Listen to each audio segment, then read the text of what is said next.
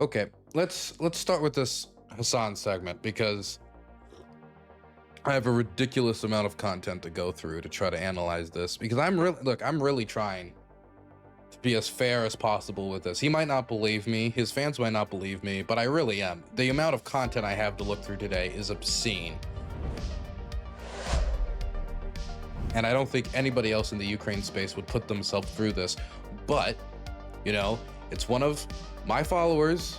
Oh, was one of my followers. He unfollowed. I guess I'm terrible. Actually, I don't know if he ever followed me, but it was in my replies. I just assumed. One of my reply people, somebody in my responses, wanted me to check out Hasan's more recent content. And the reason he wanted me to check out Hasan's more recent content is because I reposted this clip right here of an interview that Hasan did with Adam Friedland. Adam Friedland is a comedian. He used to be on the Come Town podcast.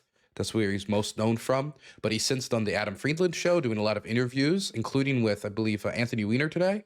It was actually just released. And he's done a bunch of others with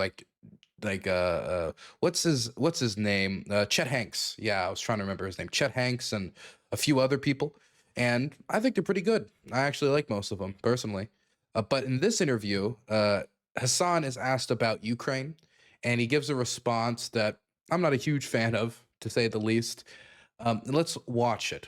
Who are you going for in Ukraine? What side are you on that? I'm on I'm on nobody's side. I mean, I think Vladimir Putin's bad, and what he did was wrong. You think Ukraine guys are like pissed at Gaza?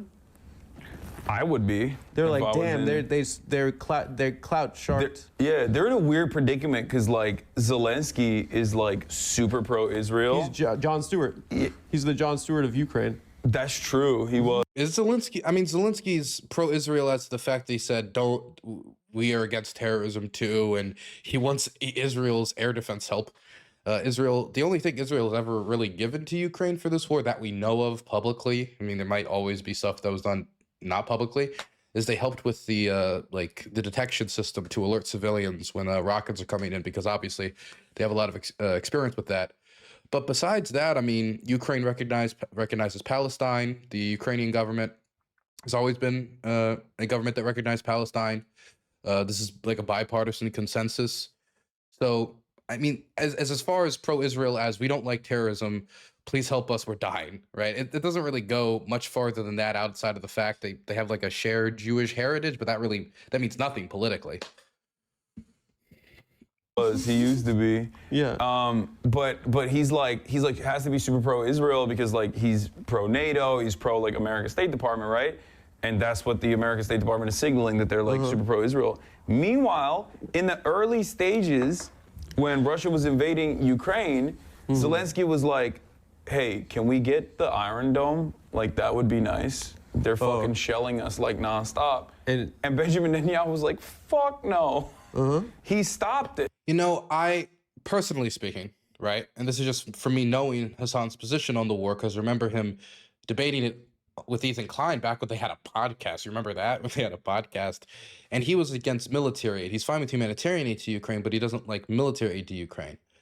But if that's the case, that means you also don't like air defense interceptors that shoot down Russian rockets, like the Iron Dome system. But an air defense interceptor isn't necessarily the Iron Dome. That's a Pacific system, but you get the idea. Systems to knock their missiles out of the sky that are hitting like Ukrainian children's hospitals or factories or whatever it could be. Of those both, of course, real examples. The children hospital strike was terrible. The Washing Machine got a Tier 1 subscription. What a name. The Washing Machine. Thank you so much for the Tier 1. You know all this stuff? Yeah, it's our tech as Americans. Like, it's our tech to give to Ukraine. And Benjamin Netanyahu was like, nope. You know how I feel about Ukraine versus Russia? How? Sounds about white, dude. This occurred. Not my problem. That is not my problem.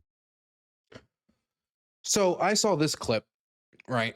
And my reaction to this, hey, Jodovic, thank you for the 50 Monopoly dollars. I don't know what DKK stands for. I think it's Danish kroner.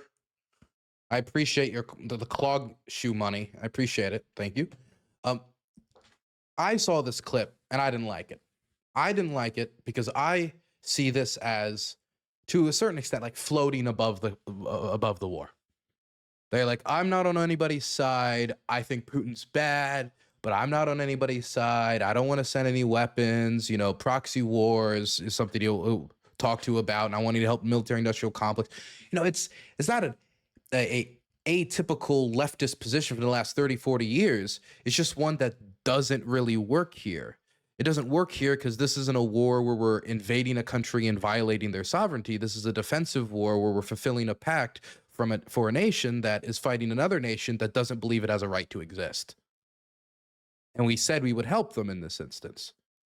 You know, I understand you, generally the left is pretty dovish. I'm pretty dovish. I know it's a long time ago, but I did work on the Maryland part of the Mike Gravel campaign way back in the day. And I worked on that campaign because I thought we were bombing Yemen like crazy. It was a failing policy. I thought we were providing weapons to all these brutal regimes around the world that we shouldn't be providing bombs and weapons to. But I never, when critiquing American foreign policy, was like, I hate it when we send assistance to countries that we said we would once another nation violates international law and invades them and commits so many atrocities. So for me, considering that I never thought the Russians were ever going to settle this war in the current state, i.e. Russia's not in a weak enough position to say, you know what, we actually have to come to the table and talk to you mano a mano. We have to respect Ukraine as a sovereign state. And we've even seen this recently in Turkey. We saw it way back in the day during failed negotiations at the start. We saw this time and time again throughout this process through statements from the Kremlin and from just how they've engaged in negotiations and the airstrikes during negotiations, et cetera. And so even before the recent failed negotiations, I thought it was pretty clear that the only way we're going to get a negotiated settlement that's going to build a future for the Ukrainian people that will be dignified, prosperous, and won't start another war is one where they negotiate from a position of strength, at least enough strength to stop the Russians from invading them. And that's my big break with Hasan. It's not that like I think Hasan is like a Putin simp or that Hasan is pro-Russia, even though, you know, I think his logic for why he thinks the Crimean annexation was justified is terrible. I think that what he said about, you know, the terror attack on the Kerch Bridge was ridiculous to call it a terror attack. It's, you know, it's a major logistical supply line. The reason it's being targeted is because it's shipping weapons and bombs into southern Ukraine. That's why it's being targeted. It's one of Putin's big projects to connect Russia into Crimea. And so I'll disagree on these specific points where I think he just either isn't knowledgeable enough or just, you know, speaking before he thinks. I don't know. But I never thought that he was pro-Russian. I always thought that he wasn't willing to bite the bullet on the fact that in some instances, you know, give peace a chance isn't enough of a foreign policy answer for the left. And that's my break with Hasan. And so I reposted this. I said, I don't like this clip. I would not like this clip, Sam I Am. I would not like it in a house. I would not like it with a mouse, you know? And I got this response from this guy right here. As the one person who watches your videos and his, okay, so when I said a follower, he does follow my content, he just doesn't follow my Twitter. So I was confused. He has improved a lot as far as his position on Ukraine. As for one, this was an environment where he couldn't give a serious answer. But also, this was filmed a year ago. I agree that it was filmed a year ago. I don't agree that this is an environment where he can't give a serious answer. I just watched part of the Anthony Weiner interview today that Adam Friedland did, and while they're yelling and they're semi-joking, he's giving serious answers about political corruption, or at least Anthony Weiner's view of political corruption. He's being asked serious questions, and Adam is responding semi-seriously and to a point to at least engage while, you know, entertaining the audience. So I don't accept that, oh, it's not serious. He couldn't say, yeah, I'm with the Ukrainians, man. Those Russians are crazy, or joke about it in a different way. So I don't buy that, especially since we have so many other examples of Hasan talking about the war with no joking even attached to it. That's pretty similar to what I'm seeing here. If you watch a video from him on it now, you'll agree 80% with him. This right here, that interested me. That interested me very much. That if I was to watch a Hasan video today, that I would agree with 80% of it. Now, 80% of it still leaves 20% of disagreement, and it depends where that disagreement is. Because if we agree on 80% and that 20% disagreement is, well, we shouldn't provide them with assistance. Well, you know, we shouldn't include them in security architecture. Well, you know, when we talk about security guarantees, maybe we should. I'm sure if they're substantive enough, that 20%, I think, could end up being much more powerful than do we both agree that Ukraine should be sent some humanitarian food aid. But I was up to the challenge. I was optimistic, at least a tiny bit, that maybe he has changed. It would not be that crazy considering how much has happened in the last year. And with Trump's inauguration, meaning it's a right-wing Republican president who is clearly disrespecting Ukraine, who's clearly undermining support to Ukraine, who is getting so much stuff wrong about the war while being so lax with the Russians, it would be difficult for Hasan to even align himself with that position, period. If you wanted to be like, you know what, I actually agree that we should not send any aid to Ukraine and just keep asking the Russians for peace. I don't think that's his position, but it would be pretty difficult for him to align himself with that. But I think Trump's inauguration, the Russians failing to deliver any pathway to peace, and just Ukraine being brought through the ringer while going through with offers with, look, we'll do a unilateral ceasefire, we'll do X, Y, and Z. I do think this provides an environment where Hasan could change. I do think it could provide an environment where it could change, where there might not have been anything else giving him that push before with a second-term Biden or a first-term Harris. And so I asked the guy, send me some examples, and he sends me this video and then a bunch of other stuff. But point is, he sends me this video, and I decided I was going to go through a bunch of Hasan's content to see if he's approved. And I've picked up 3 videos as to not cherry pick a single video and as to not be like, oh, well, if you watched XYZ video. And I made sure it was over a period of time. So it's not like one video that was one day and one video the next day. So we give Hasan time to change. The earliest one is 3 months ago. So we're talking about well into Trump's inauguration. It's, you know, we're talking about February. Then we're talking about 2 months ago. And then we have one from 1 month ago. Now, I don't think I'm going to watch all of these videos. I'm going to try to watch as much as I can. The only reason I'm not going to watch all of these videos is because 18 minutes, 31 minutes, 29 minutes, and a lot of it is like news reports interspliced with like a little bit of commentary here, a little bit of commentary there. So we're going to go through enough to get the gist and get as much info as we can before moving on to the next one to analyze if Hasan has really improved on Ukraine. So let's start with a video from 3 months ago that was released on February 21st, titled, What Did Trump Just Say? What WTF did Trump just say? Do you have any message for Ukrainians who, after 3 years of fighting, might feel betrayed or disappointed at not having a seat at these initial talks in Saudi Arabia? Well, they've had a seat for 3 years. Well, we can skip this coming up section. There we go. Watch this other dumb talk about his new executive orders before I get back to all of the government incompetence. Here, I guess we can take a couple of quick questions. Go ahead, please. Hearing that Russia wants to force Ukraine to hold new elections in order to sign any kind of a peace deal, is that something that the U.S. would ever support? Well, we have a situation where we haven't had elections in Ukraine, where we have martial law, essentially martial law in Ukraine. Yeah, I wonder why. Come on, dude. As critical as I am, like, I wonder why they didn't have elections in Ukraine. We start with as critical as I am. Well, look, at least Hasan knows he's critical of Ukraine, generally. I mean, I don't even know if he considers himself particularly critical of Ukraine, but at least he views himself that way. Blown to smithereens. You got most of the cities are laying on their sides. The buildings are collapsed. It looks like a massive demolition site. Well, I can't. No way. They had so many of the no way. They had martial law in Ukraine. What happened? I wonder what happened in Ukraine that caused them to have martial law. And before people say there were elections during World War II, please, dude, please. It is one of the few instances where it is permissible not to hold elections. Like, come on, chatters. I mean, it's literally. Okay, we're off to a good start. Look, it's not that it's impossible to hold election during a war, but when you're fighting a war, I hear comparisons to like, we had elections during the Civil War. People don't understand. I mean, in the Civil War, the furthest artillery, quote unquote, you know, it's cannons firing like, I don't know, what, we're gonna talk like a kilometer maybe? I don't, sorry, I'm not a Civil War ballistics expert, okay? Go talk to your great-great-great-grandfather. Now we have drones that can go how far?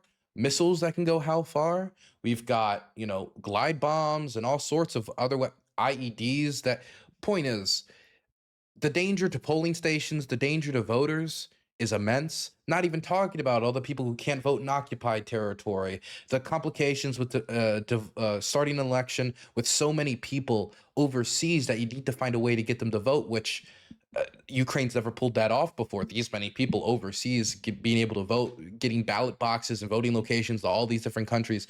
I'm not saying it's impossible, but I also am saying that this is something that Russia could try to exploit. And this is something that could end very negatively. It's not like the Russians have not struck civilian infrastructure before. And so what would really stop them from doing it during one of these election campaigns? But point is, there's justifications for this.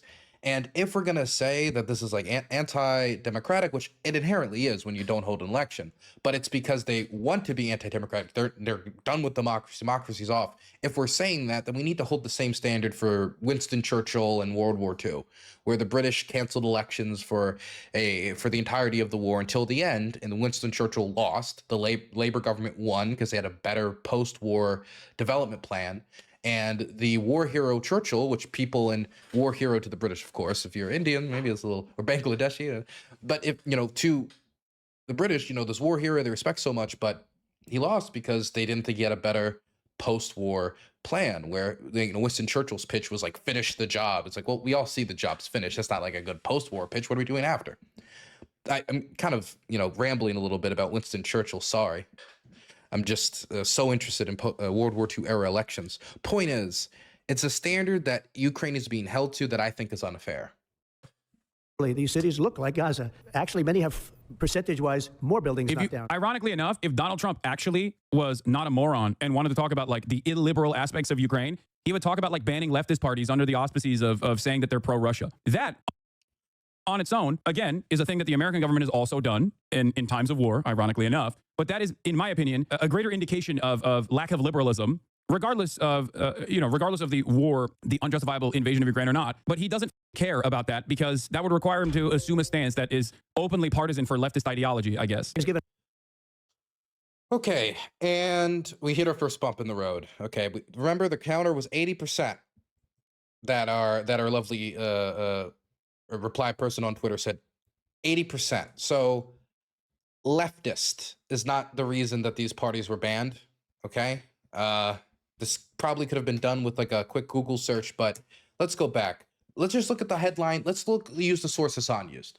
Okay, to try to be as fair to him as possible. Ukraine suspends 11 political parties with links to Russia. Zelensky says parties such as Viktor Medvedchuk's opposition platform for life are aimed at division or collusion. It is, to me, it's fascinating, actually, that he used, well, probably his editor, I doubt, you know. I don't know if he actually, because with my editors, if I want them to show a link somewhere, I will send them the link. I'll say, this is the link you use, etc. But I don't know if he does that. Assuming that he doesn't, and his editor put it up there, or he does, either way, it doesn't matter. Viktor Medvedchuk is the example. This is a great example. And this is the problem I have with a lot of leftists analyzing Ukrainian leftist politics, or, for example, Viktor Medvedchuk's opposition platform for life. Leftism is not just aesthetics. And when we talk about the leftist parties that were banned, we're talking about parties that are largely Soviet nostalgic and would represent them with their iconography and with, you know, the red banners and, you know, the Soviet rah, rah, rah. But when it comes to their policies, I mean, they were not particularly leftist. I mean, they're socially conservative, for one. Okay, so if you ask, you know, the Communist Party of Ukraine what they're no longer allowed, but the Communist Party of Ukraine, what their position on trans people are, I mean, you're not going to get a particularly progressive answer. But, you know, you could be a leftist, but I guess not like the queers. So, you know, that's possible. But then the other problem becomes, okay, so what leftist economic policy do these parties want? And to be completely honest with you guys, it's largely just social programs. And if that is what makes leftism, well, then we could say that the Law and Justice Party in Poland, the right-wing Law and Justice Party in Poland, is leftist because they are very in favor of social programs. In this part of the world, being a right-winger very in favor of high social spending and like tax credits and payments to families that have more kids, that's actually very like common policy out here. That doesn't make you a leftist. In fact, if you were to go to these, if you go to Noraki and Poland call him a communist or a leftist, he's not going to take that very well. The party is right now running a crusade against leftists and all the woke ideologies, quote unquote. Point is, these parties were not banned for being leftist in nature. It's not like all of a sudden at the start of this war, they're like, what do we ban? What do we ban? I know, the very extremely unpopular communists or leftists, because Ukraine, well, it's history with leftism, or at least, you know, its history with Soviet communism has not exactly been squeaky clean. But let's dig a little deeper here before we move on, because I don't want to spend too much time here. Viktor Medvedchuk. Viktor Medvedchuk, being used as an example here, is fascinating because he's friends with Putin.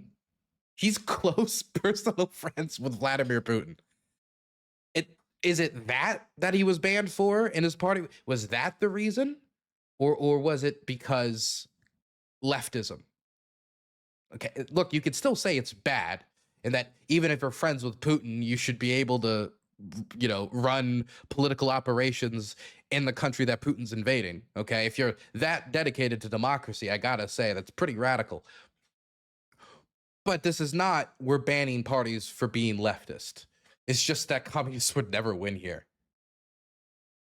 That they're pro-likely of, that would. And we've given, let's say, 300 plus, and it's more important for them than it is for us. We have an ocean in between, and they don't. But where is all the money that's been given? Where is it going? And nobody, I've never seen an accounting of it. We give hundreds of billions of dollars. There is accounting. This is recorded. Their stuff is publicly documented. It's just Trump's never seen it because he never bothered to look. I don't see any accounting. So he's talking about Ukraine like he talks about Hamas. Yeah. You know why I want? Because he is brutally honest about American foreign policy. American foreign policy literally discards most of our allies. Okay. Where they're from on the whole. But the last administration sent aid to Ukraine. The other candidate wanted to send aid to Ukraine. The entirety of the Democratic Party is united in sending aid to Ukraine. Trump is the odd man out when it comes to Ukraine policy. It's not that I don't think the United States would not abandon Ukraine necessarily if the benefits were very substantial. I don't think the benefits for abandoning Ukraine are beneficial at all. I think there's zero benefits for abandoning Ukraine, unless you're Donald Trump, apparently. It's just, you know, I don't think it's a brutality of American foreign policy. I just think it just shows Trump's carelessness. And like, if you wanted to show like America abandoning allies, a much better example, I think, would be, or at least that this is the continuation of America abandoning allies when it's beneficial to them. The Kurds are the best example, over and over and over again. Operation Provide Comfort, I don't think was enough. Whole planet. And I think I have the power to end this war. And I think it's going very well. But today I heard, well, we weren't invited. Well, you've been there for 3 years. You should have ended it 3 years. You should have never started it. You could have made a deal. I could have made a deal for Ukraine that would have given them almost all of the land, everything, almost all of the land, and no people would have been killed, and no city would have been demolished. God, man. 3 months ago, still no progress on the deals, but he could have made the best deal ever. And not one dome would have been knocked down. But they chose not to do it that way. And President Biden... In all Did he just say Ukraine started the war? He was so bad for this. He was so bad, so pathetic. Did I misunderstand what he was saying? Hold on, I got to run it back. And they're of it. We give hundreds of billions of dollars. I don't see any accounting. So I want to see peace. Look, you know why I want? Because I don't want all these people killed anymore. I'm looking at people that are being killed. And they're Russian and Ukrainian people, but they're people. Doesn't matter where they're from on the whole planet. And I think I have the power to end this war. And I think it's going very well. But today I heard, well, we weren't invited. Well, you've been there for 3 years. You should have ended it 3 years. You should have never started it. You could have made a deal. No, he did. Oh my God. He literally said Ukraine started it. What the I think he's talking about you being upset that they hadn't been invited. I mean, he's literally saying you should have never started it. Is he talking about the EU or is he talking about, okay, this is crazy. Oh my God. Bro, this is crazy. What the Dude, people, I just wish if they just listen to him on the campaign trail, man. Yo, Donald Trump is saying that all of my haters think. I gotta say though, so far, 2 for 1. 2 good Hasan points, 1 bad one. You know, that's 66%. That's good, in my opinion. I mean, that's a passing grade. This is crazy. What the Yo, Donald Trump is saying that all of my haters think I say all the time. That is the president of the United States of America saying that most people online, most liberals online assume is my position on Ukraine. This is an insane thing to state, especially as the president of the United States of America. Ukraine, in this circumstance, is the least responsible party for being invaded. I would go so far as to say that even American interference probably played more of a role than Ukraine in terms of who started it. The number one responsible party is Russia. Obviously, they invaded the country, and Ukraine is not even remotely responsible for this. Sorry, that's ridiculous. Bankrupt man. I'll give him that one. Okay, I'm going to be generous today. I'll give him that one. I'll give him that one. I'm being generous today. Hey, RCT, thank you so much for the tier 1. G'day, Dylan. How you doing? Just dropping by? Hello, hello. Thank you for leaving a like. Appreciate it. I could have made a deal for. And neither is Europe. Europe just literally listens to the United States of America. What the is this take? That is crazy. We have a lot of sway over them. That's true.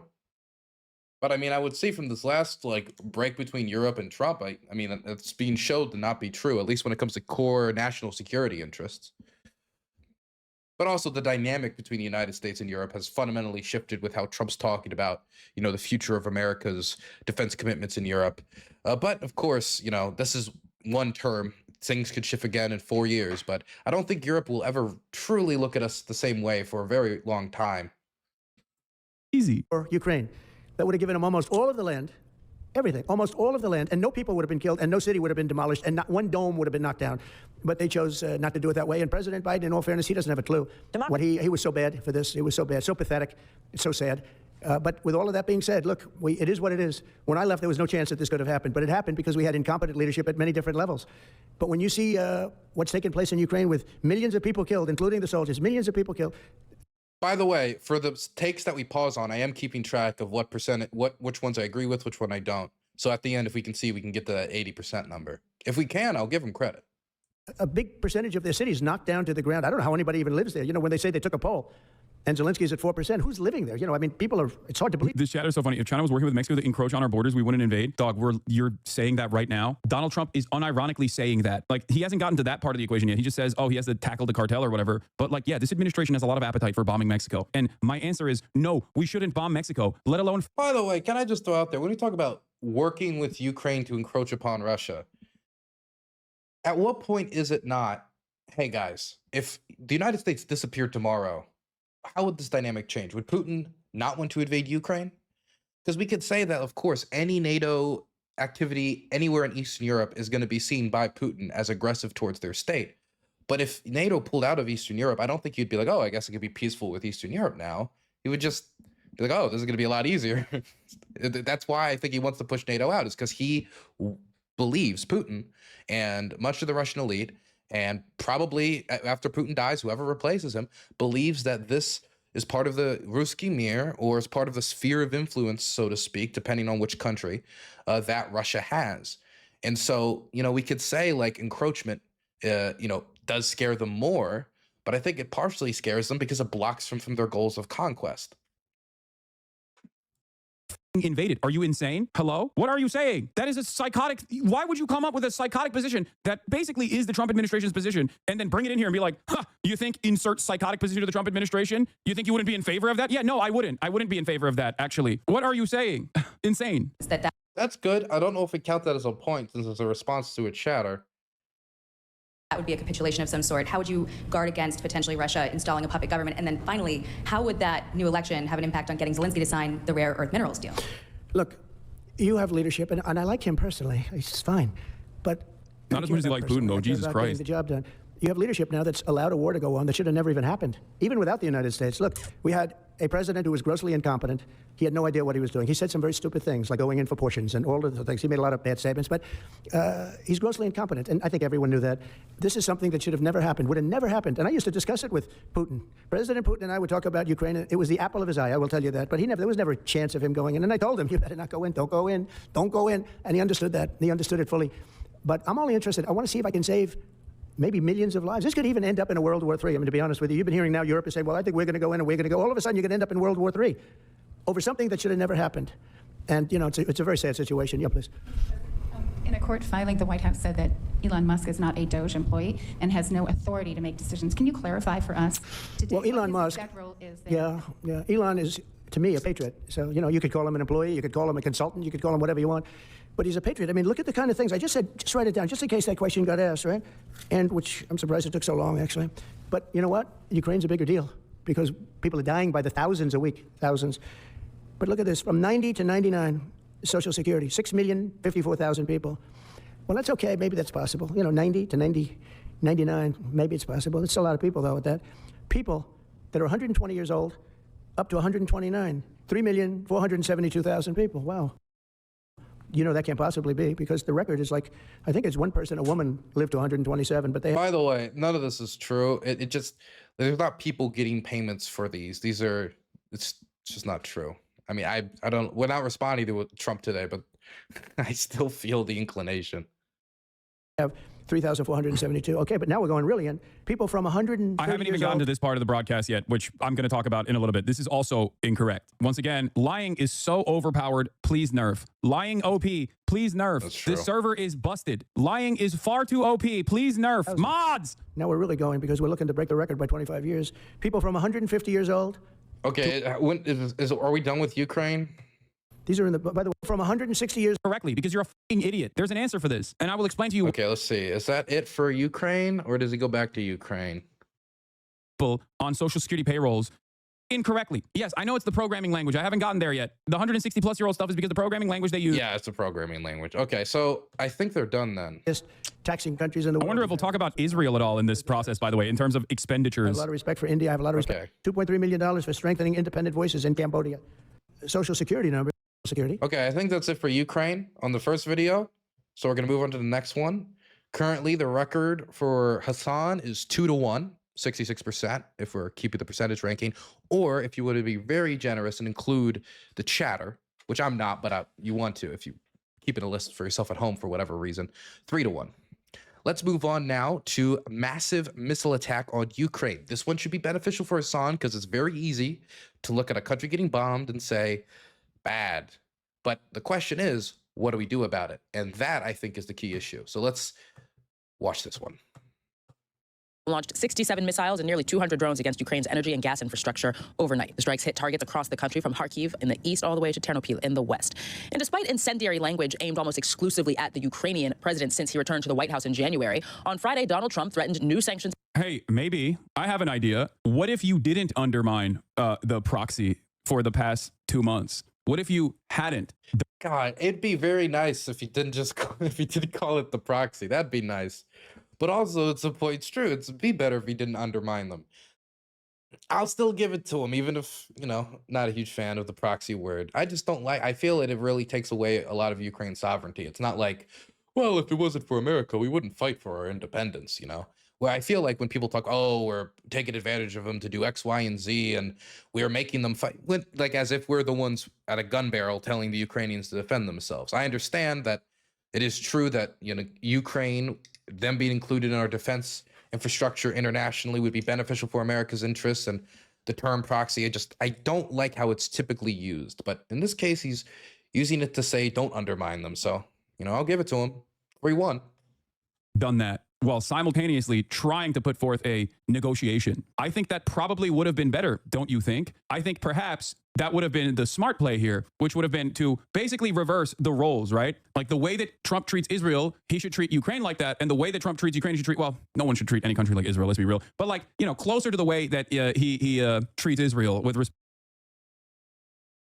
This almost sounds like a call. Well, he said don't undermine them. So I don't know if he says send them more aid, send them more air defense systems, send them shells to defend the front so the front doesn't collapse, or we don't see the sagging we're seeing on the eastern side of the Pokrovsk area, which is, of course, very concerning right now. And I think people should be paying attention to that because it looks like a real security risk for the city. It sounds like not undermine, which is good, but I'm still looking for increased pressure because if you're coming to if we're doing the card analogy that Trump keeps putting forward, you want to have a good hand. And it's not like the Russians are going to respect anything else. It's not like they respect Ukrainian sovereignty or their people particularly, or values or humanitarian or anything that would otherwise be like, oh, make it appeal to their hearts. You make it appeal to the fact that if you continue this, it'll be worse for you. If you continue to march forward, you're just going to lose more men. It's going to get harder and harder and harder because Ukraine's going to be armed to the teeth. So come to the table, negotiate now. But I mean, again, that means increased pressure, which would mean us calling for the government to do more, not just continue the status quo. respect to Ukraine, while also getting everybody to the table to put forth a ceasefire, a real ceasefire and a real negotiation. But instead, he's just a bad guy. Not infinite weapons for Ukraine. That's not what I was saying at all. But he is being a... Not infinite weapons for Ukraine. See, don't undermine, but not infinite weapons. So keep where we were. Just kind of continue the rate of aid, you know, and don't increase leverage to... Because if the current status isn't working, why would we continue along the same pathway? Why not try to take a pathway with a little bit more strength if it means a better chance of the Russians being like, oh, this is not worth it? Being a bad person, he just wants to be wrong on every issue and wants to be on the wrong side of every issue no matter what. Seemingly, he did the things that he's been doing and stopped intelligence sharing with Ukraine, which was kind of crazy. And Russia's just been pummeling Ukraine nonstop. So today, Donald Trump has just announced that he is calling on Russia to get to the negotiating table. That, I think, follows those attacks overnight that you were just referring to, with those 60 missile attacks and 200 drone attacks in Ukrainian territory. I'll read you the statement from President Trump. He says, based on the fact that Russia is pounding Ukraine on the battlefield, I'm strongly considering large-scale banking sanctions and tariffs on Russia until a ceasefire and final settlement. Well, thank goodness this video is from 2 months ago. Where are the sanctions? He implemented the sanctions, right? Right? Has been reached. And then he says to Russia and Ukraine, get to the table right now before it is too late. So a strong-worded threat from President Trump. You know, if it's a threat, it's usually supposed to be followed by action. Echo, thank you so much for the primer. Stay sane, Dylan, and thank you for the coverage. Thank you. So I do also find it very funny that the anti-China warhawk neoliberals are going to be eating a lot of crow, considering what the Chinese foreign minister said about the American dynamic that is overtly pro-Russia. China came out and said Trump's two-faced policies are wrong and that you can't have negotiations with Russia without Ukraine at the table. What is my man doing? It is true that at least China had a little bit more sensibility. Like, come on, the Ukrainians have to be at the table. Which, by the way, since the start has been a key Ukrainian demand that the Russians never wanted to accede to. Back in the day, too, Putin never wanted to have direct talks with Zelensky because it legitimizes a Ukrainian government not in their control. It makes, oh, well, if I negotiate with Zelensky, it makes him look legitimate, like he's a respectable world leader that we should talk to, and it's not this terror Nazi. Like, you don't go and negotiate with Hitler, and that's what they've designed Zelensky to be in the Russian propaganda sphere. And so they've put themselves in that position purposefully. So this has been a key demand for a while, and this has been a problem for a while. But I do agree that they have to be at the table. That you can't have negotiations with Russia without Ukraine at the table. What is my man doing? What is Donald Trump? What is JD Pondon doing? Actually, what the hell is going on? And he's like doing cryptocurrency schemes. The job market is not looking too hot. And this is before they factor in the layoffs that are ongoing, right, in the federal agencies. Beijing, China's top foreign policy official Wang Yi cast Beijing as a force for good and blasted the U.S. for being two-faced at a news conference during China's annual session of parliament on Friday. Wang was asked directly if Trump's retreat from multilateral forums, freezing on foreign aid and strained relations with allies, presented a strategic opening for China on the global stage. He demurred. Imagine if every country prioritized itself above all else and placed blind faith in power and status. This world would regress to the law of the jungle, where smaller and weaker nations would bear the brunt of instability, and the international order and rule-based system would face severe disruption, Wang said. He said major powers have a responsibility to fulfill their international obligations and act with accountability. Pursuing self-interest at the expense of others or wielding power to intimidate is unacceptable. President Trump's tilt towards... You know, I thought about giving him a point on this, but then I also thought about taking like a point on the idea that Ukraine should be at the table. But then he brings in the China example. And I think that, well, the China is being respectable in this specific instance.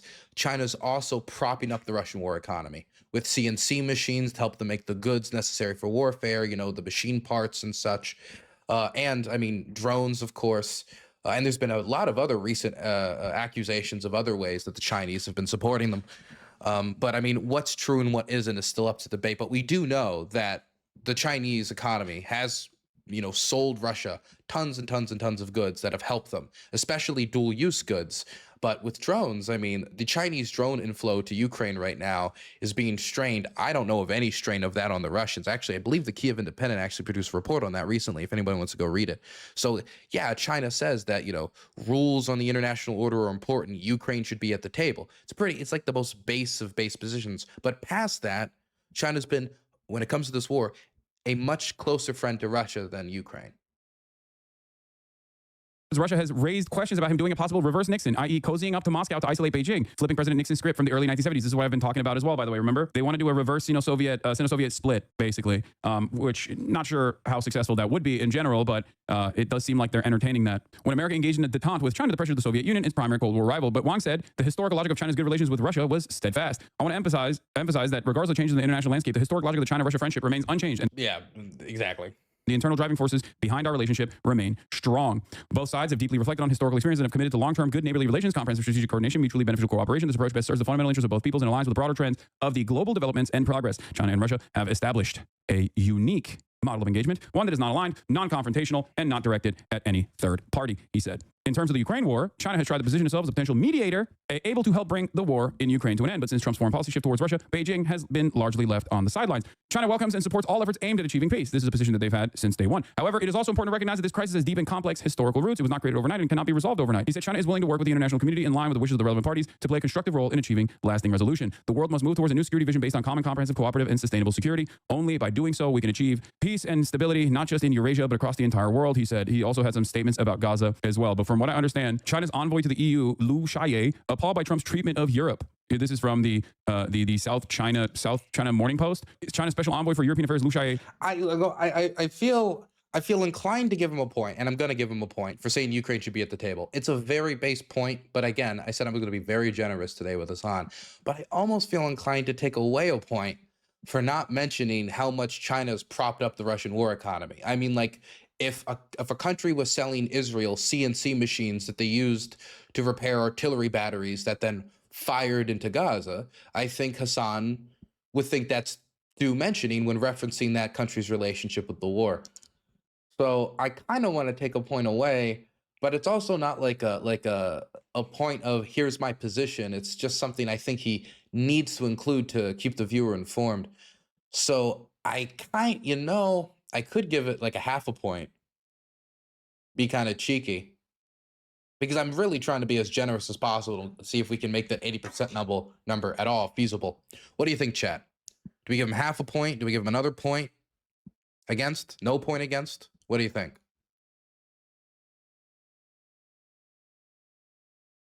Half a point?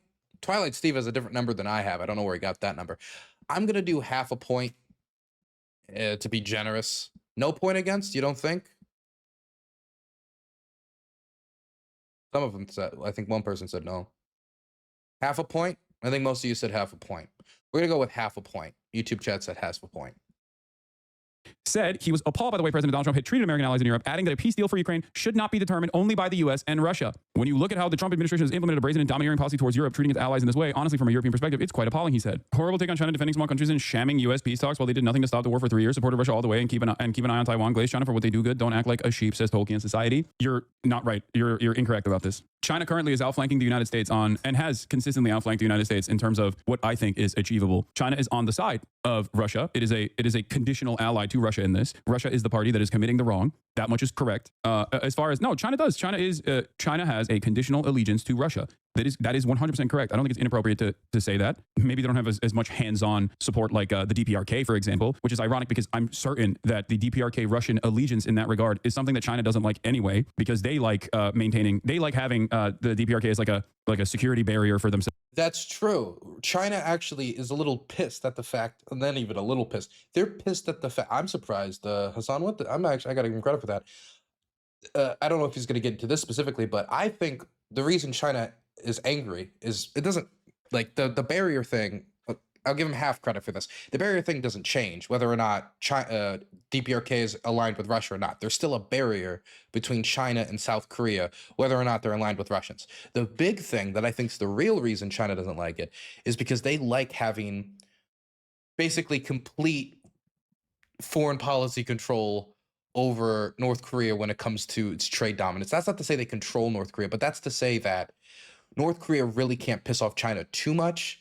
Because if they do, China being its main trading partner, sending a certain amount of aid to the country, keeping them stable without them on their side, that's going to be a real bother. So China appreciates that leverage to help keep North Korea, and I hate to say it this way, but it's just true, keep them on a leash, stop them from doing crazy North Korea stuff, so to speak. they try another reconquest of South Korea or whatever. So I think that by Russia entering the conversation and doing technology transfers, shipping them food, shipping, agreeing to North Korea, agreeing to send troops to go fight Ukraine, they get stuff in response to that, which therefore decreases the leverage that China has. And I think what China doesn't appreciate most about this is they're decreasing leverage over North Korea, less than the barriers up, like, threatened in some way, because it isn't. Themselves. Having said that, however, in terms of trying to find a manageable negotiation out of this situation, China has always been committed to coming to the table to do a ceasefire. They literally did a Brazil plan, and now they're also outflanking the United States once again by stating that yes, Ukraine should be at the table. China should also be at the table as the other side, the America of the other side, I guess, but with demonstrable restraint in comparison to the United States of America in terms of their foreign policy. Do they dominate other countries in the South China Sea, for example, like the Philippines? Absolutely, they do. It is marginal in comparison to what the United States of America does all around the globe. If you're looking at these two as major world powers and compare. Well, I mean, America has much more influence on the world stage and therefore can definitely have a more adversarial or negative relationship with countries on the world stage. But also there's a difference here. When America goes to a country like, I don't know, Sudan, if we're going to like do something crazy, actually Sudan's a terrible example. That you're going to be talking about the UAE and Russia and actually what they're doing there. Even though it looks like the RSF is getting its teeth kicked in right now, thank the Lord.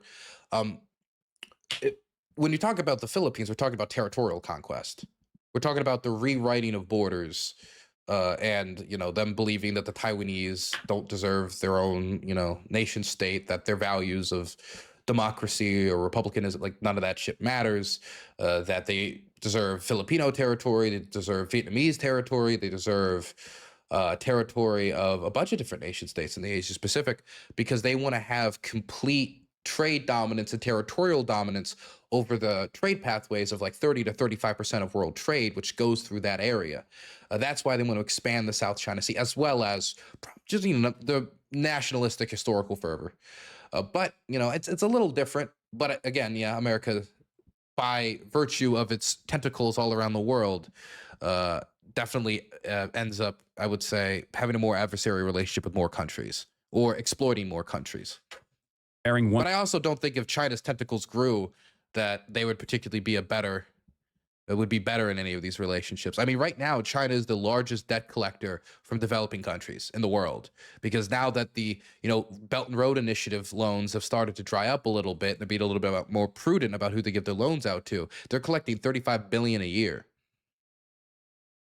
I mean, in Kenya, there was an election that a candidate won not purely based off of, that's going a little far, but largely based off of anti-China sentiment due to like some bad railway deals that didn't really go well, and the complications of like bringing in Chinese workers to replace the local workforce, etc.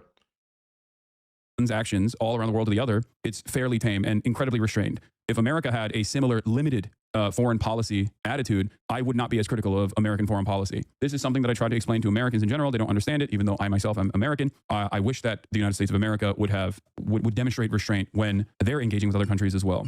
I agree with at least the fact that we should demonstrate more restraint on the world stage.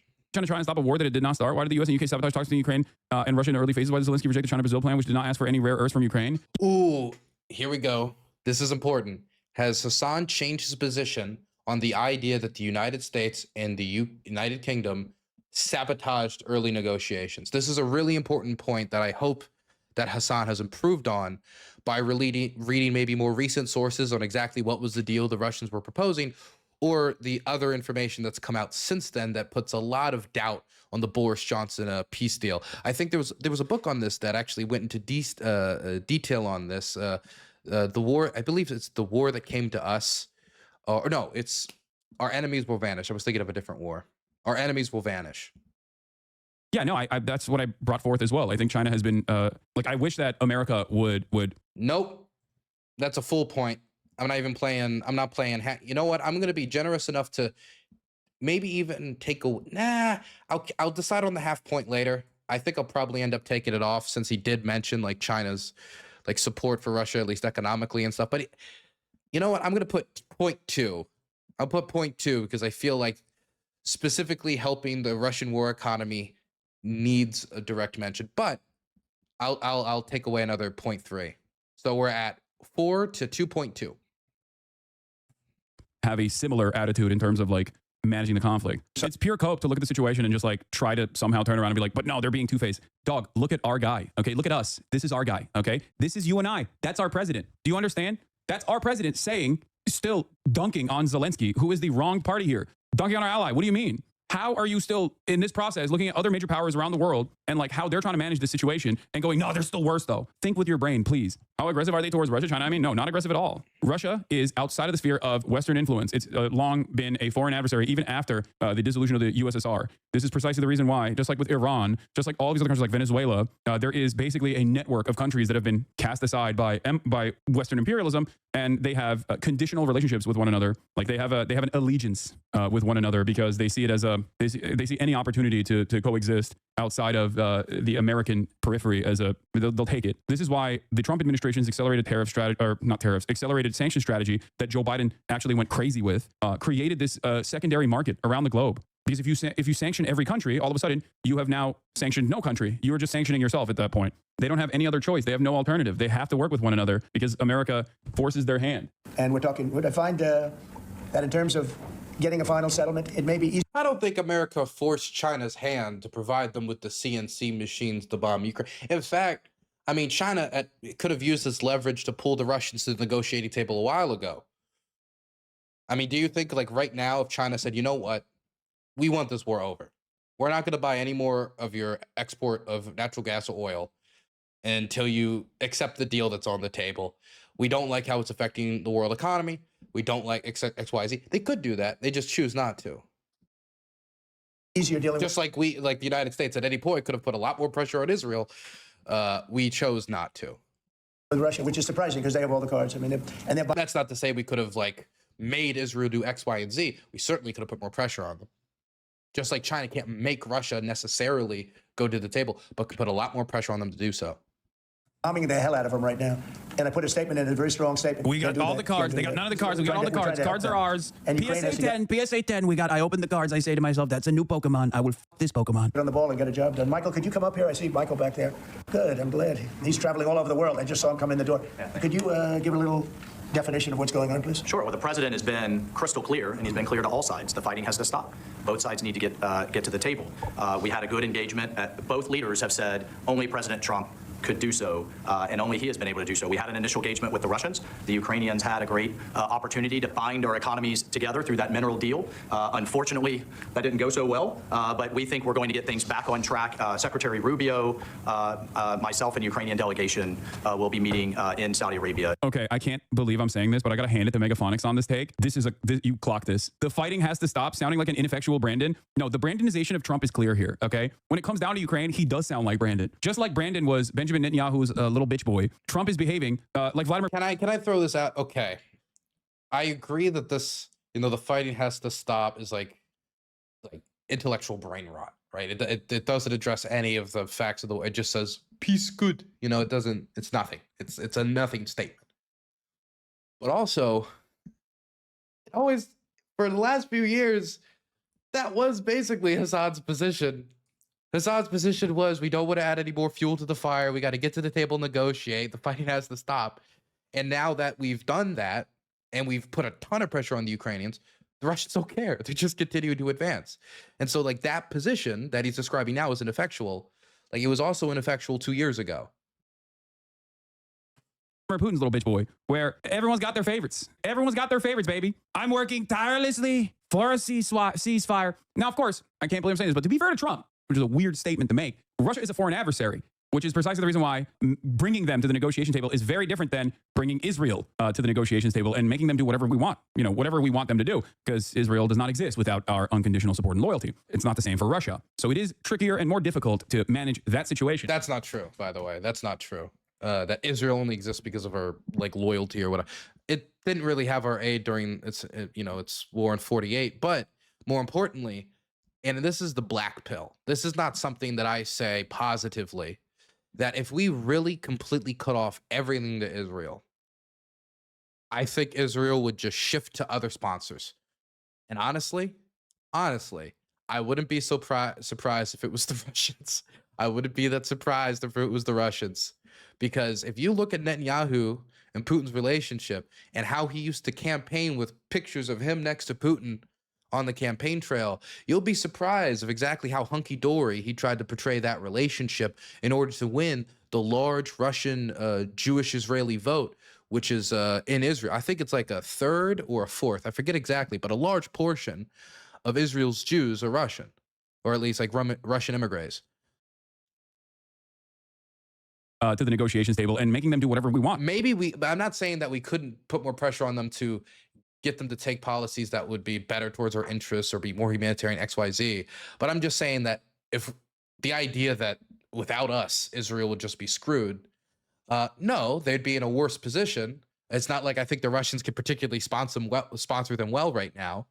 But I think in the long run, they would geopolitically realign. Bringing them to the negotiation table is very different than bringing Israel to the negotiations table and making them do whatever we want, whatever we want them to do, because Israel does not exist without our unconditional support and loyalty. It's not the same for Russia. So it is trickier and more difficult to manage that situation. Having said that, however, he is still very much hitting I would say 65% Brandonization on the Brandon meter with this whole, I'm working tirelessly around the clock for a ceasefire, believe me. Believe me. He wants to get it ended, and I think Ukraine wants to get it ended, but I don't see it's crazy. They're taking tremendous punishment. I don't quite get it, but I suspect, Michael, he probably wants to get it ended.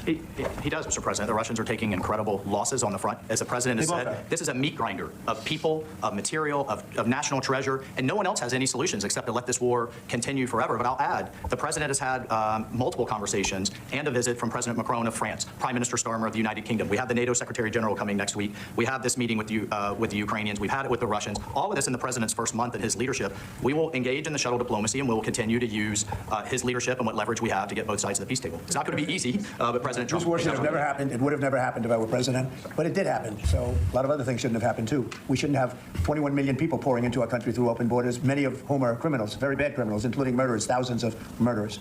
Donald Trump says he believes Putin wants peace. He killed far more than one person, and they're roaming our streets. But Tom Homan and Kristi Noem are doing an incredible job, and we're getting them out of here. All these things shouldn't have happened. We shouldn't have inflation. We shouldn't have had this horrible inflation where the prices have gone up. Look at eggs.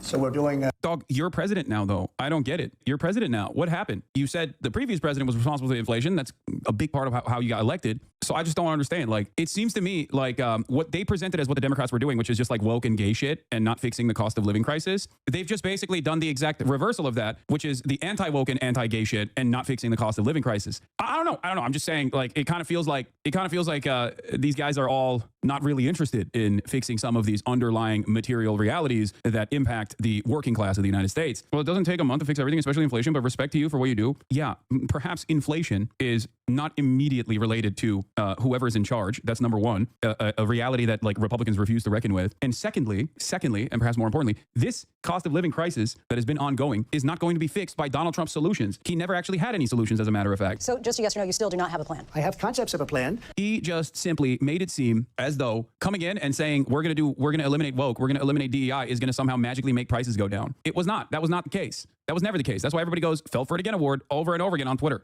Two questions. One on peace. Why don't you think any other European countries are offering a peace deal? It seems like no one's come to the table for peace except for you. Yeah. It's... Dude, the quality of the, I don't even want to call this a question, but like the quality of the glazed statements that you get from these new pressers have absolutely passed dear leader status, okay? I'm watching quote unquote journalists do new types of tricks on it, okay? Types of tricks that I did not know Americans were capable of doing. Like, I mean, let's run that question back. Hold on, I want to run this back. Let's hear hear this question, okay? I need you to pay attention to this question. He's a kind person. Well, although not to Zelensky, he wasn't. This is the guy. This is the human heart disease that was like telling Zelensky why he wasn't wearing a suit from Right Side Broadcasting News. Okay, Marjorie Taylor Greene's boyfriend. Let's take a look at what his question is. But the Trump piece been good. Go ahead, Rob. Nice tie, by the way. Thank you. I like yours too. Two questions. One on peace. Why don't you think any other European countries are offering a peace deal? It seems like no one's come to the table for peace except for you. Yeah. Mr. President, why is no one else as peaceful as you are, sir? Why is no one else interested in doing peace? Why are you the only one, Mr. President? It's a very good question. Sometimes questions are... It is crazy because, like, he is flossing with Donald Trump's pubes at this point. This is dick riding that should be illegal. I think you should go to jail if you suck the president like this hard. Russia hoax. I've always had a good relationship with Putin. He wants to end the war. It wants to end it. And I think he's going to be more generous than he has to be. And that's pretty good. That means a lot of good things. Because frankly, you could have made a great deal of... Dude, it's so crazy. It's going 2 months ago and listen to Trump speak. Man, I think Putin's going to be really generous. Largest air attack in the history of the war. We're going to conquer all of these regions. You know, maybe the Soviet Union's still real. You get that from Russian officials. It's if anything, the Russians almost feel more maximalist than... I mean, no, they do feel absolutely more maximalist than they did even before Trump got inaugurated. They're testing the limits of it. My God. If this war never started, you could have made a great deal. I don't know that anything would have had to be given up. This was not a war that was going to start, Brian. Yeah. And it didn't start for 4 years. You know, somebody said, well, how do we know that? Well, for 4 years, it didn't start. So anyway, so it's going to be a big thing. It's an interesting time in the history of the world. Well, he's not wrong about that. he's definitely playing a role in that, being an interesting time. How does anyone think this guy is presidential material? What do you mean? He's the GOAT. He's fixing everything, dude. He's killing it. He's the greatest of all time. He's gonna finally make the egg prices go down. He's doing day one piece. When is this from? Now? This is from earlier in the day. Your allies are calling on you to pardon Derek Chauvin. Are you considering pardoning Derek Chauvin? No, I haven't even heard about it. Oh my God, Ben Shapiro, you're so f***ing washed. Ben, No you're motion, washed. Mr. Zero Motion. Yo, you are so washed, dude. That video got 75,000 views in 2 days. Oh yeah, right. We looked at that. Yeah, That was or like crazy. 50,000. But also, like again, I stand by what I said. It was but it was entirely CYA for him because if you Googled before this month, if you Googled Ben Shapiro, Derek Chauvin, you would get the video where for like the first time in Ben Shapiro's like miserable life, he showed some humanity or empathy or whatever. Thought, you know, it was like can't have that. Nope. No, but so now when you Google Ben Shapiro, Derek Chauvin, you know, Okay, I hate to skip through the stuff, but I want to get to the Ukraine stuff. In the first term, you may recall, I broke the news that you were nominated for the Nobel Peace Prize. And the reason for that was the work that you led on the Abraham Accords. Oh my God, can we skip wait, okay. Oh, here we go. This is actually a question about Ukraine. I thought it was worth glazing. From you, Mr. President, the Norwegian Parliament. That was the first term, you may recall, I broke the news that you were nominated for the Nobel Peace Prize. And the reason for that was the work that you led on the Abraham Accords. I spoke yesterday with the member of Parliament, the Norwegian Parliament, that nominated you. And he said, what the Nobel Committee is looking for from you, Mr. President, is he's a fucking losing a draft prospect for Ukraine. Is that a possibility? Even the people who glaze him do it weird. Yeah. So before I even think about that, I want to settle the war, get it finished. Because he can't settle the war without security guarantees. So I would have stopped the war with no protections to start it again. if I'm not here, nobody's going to settle it. And President Macron has said that, and everybody said that. The prime ministers and presidents. We're pushing very hard. That's all I'm thinking about now. As far as the question about security later, that's the easy part. The hard part is getting it settled. We got to. If that's the easy part, then you should be able to answer this question easily. If the easy part is stopping another invasion after every other president has failed to, and you failed to get the Russians to, let go of any of their maximalist positions, how are you supposed to believe that? Oh, the easy. You said this would be easy. You said this would be easy. Get them. Oh God, I'm debating Trump more than debating Hasan. We're losing 2,000 human beings every week. More than that, actually. 2,000 nice young. That was a good question. It played on his narcissism and got to a real question. Actually, yeah, that was a good question. It is, remember how they nominated you for Nobel Peace Prize? Well, those same people say that is a good way to frame it.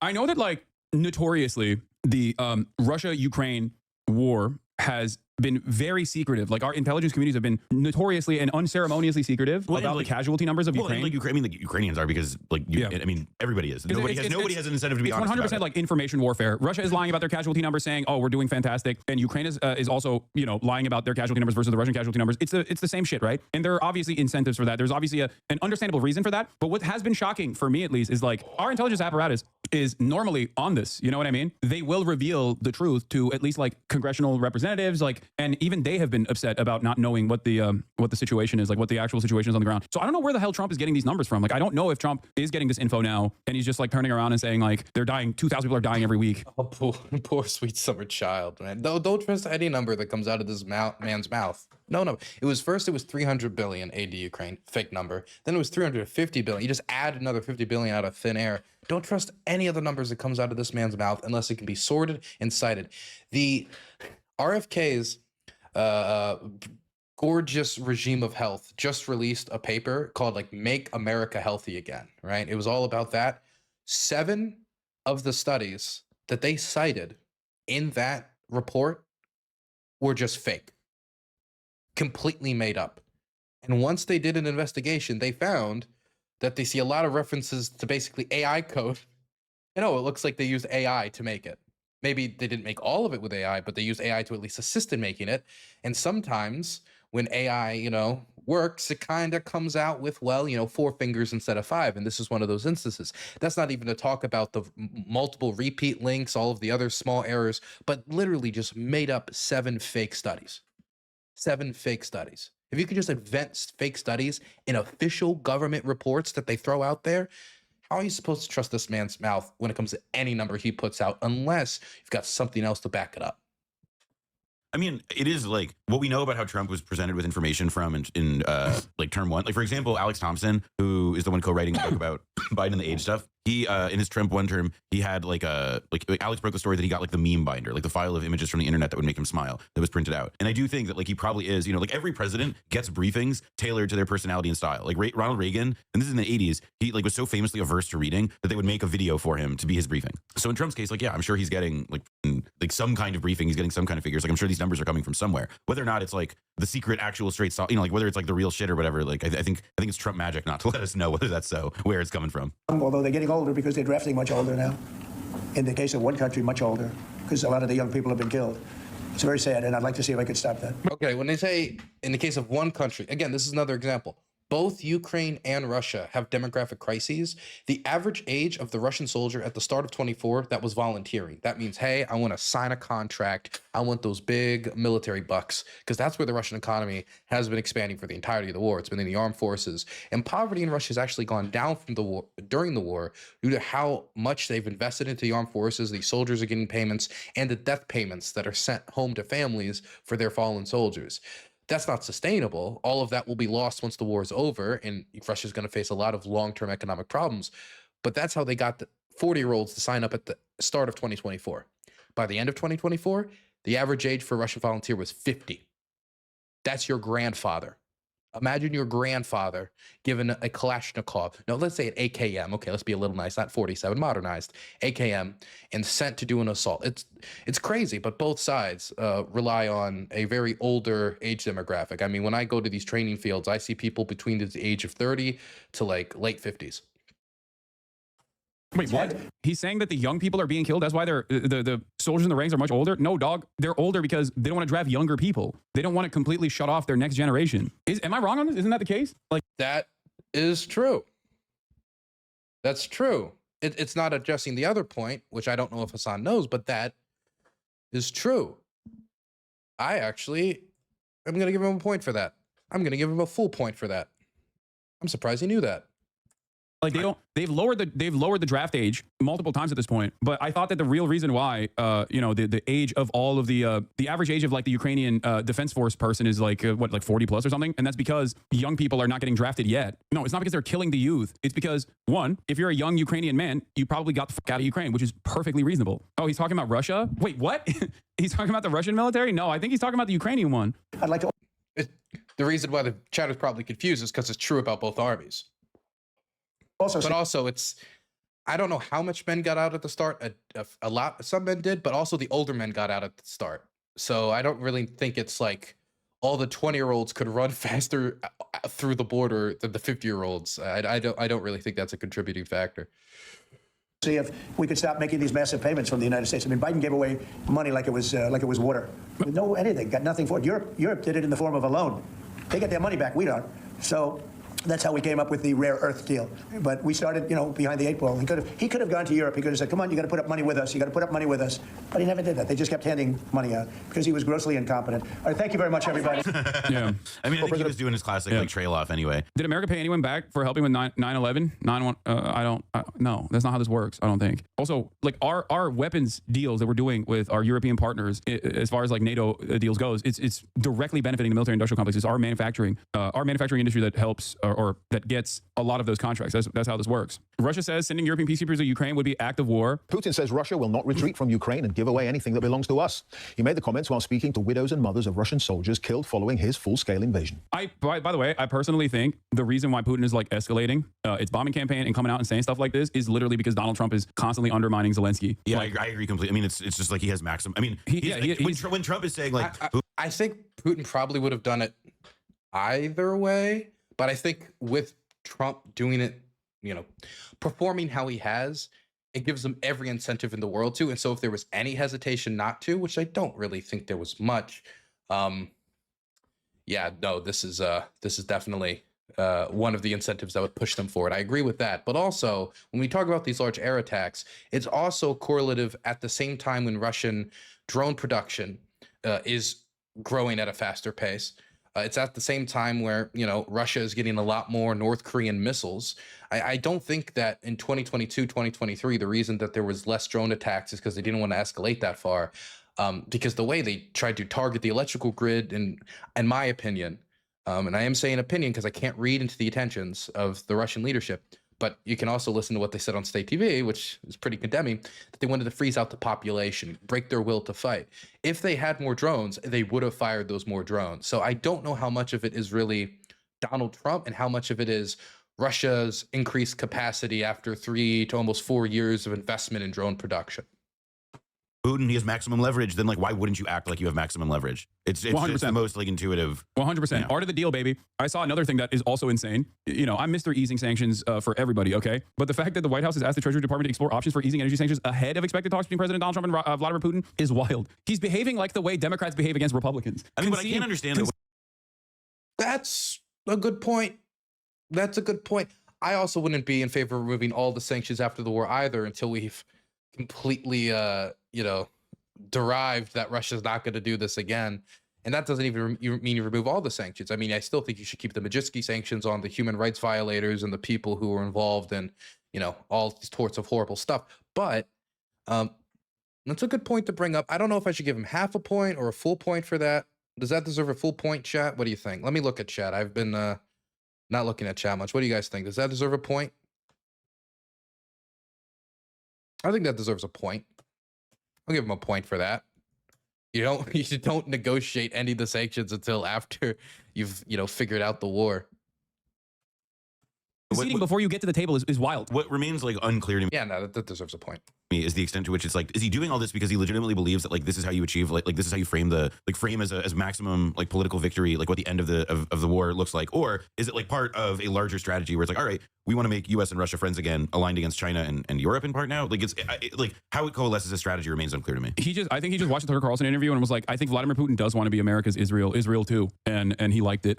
He believed him. He was like, yeah, why haven't we made Russia Israel? That's crazy. Yeah, lift all the sanctions, give them unlimited.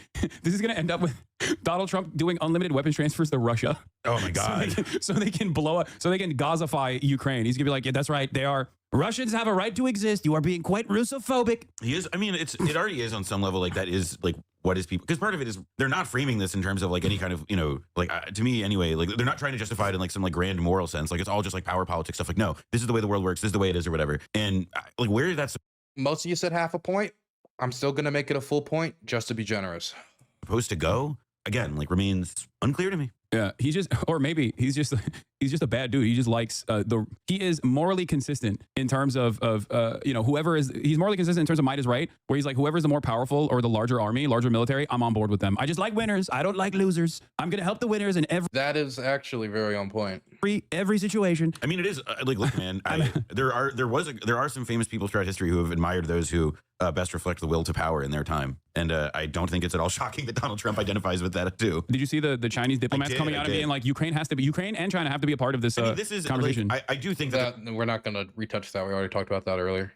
There has always been people like have overread into the like strategic partnership that China and Russia announced after the invasion. Like people read that as like, oh, China's just endorsing everything Russia's doing. But there's been reporting on this. I don't know if it's correct or not. I don't know if it's just like, you know, making Vladimir Putin look even more dangerous, or you know, in the process making China look better. But like there's been reporting on the fact that like Chinese envoys were responsible for scaling back Vladimir Putin's like nuclear escalations in the past. Well, and moreover, like I also think that like that is probably true.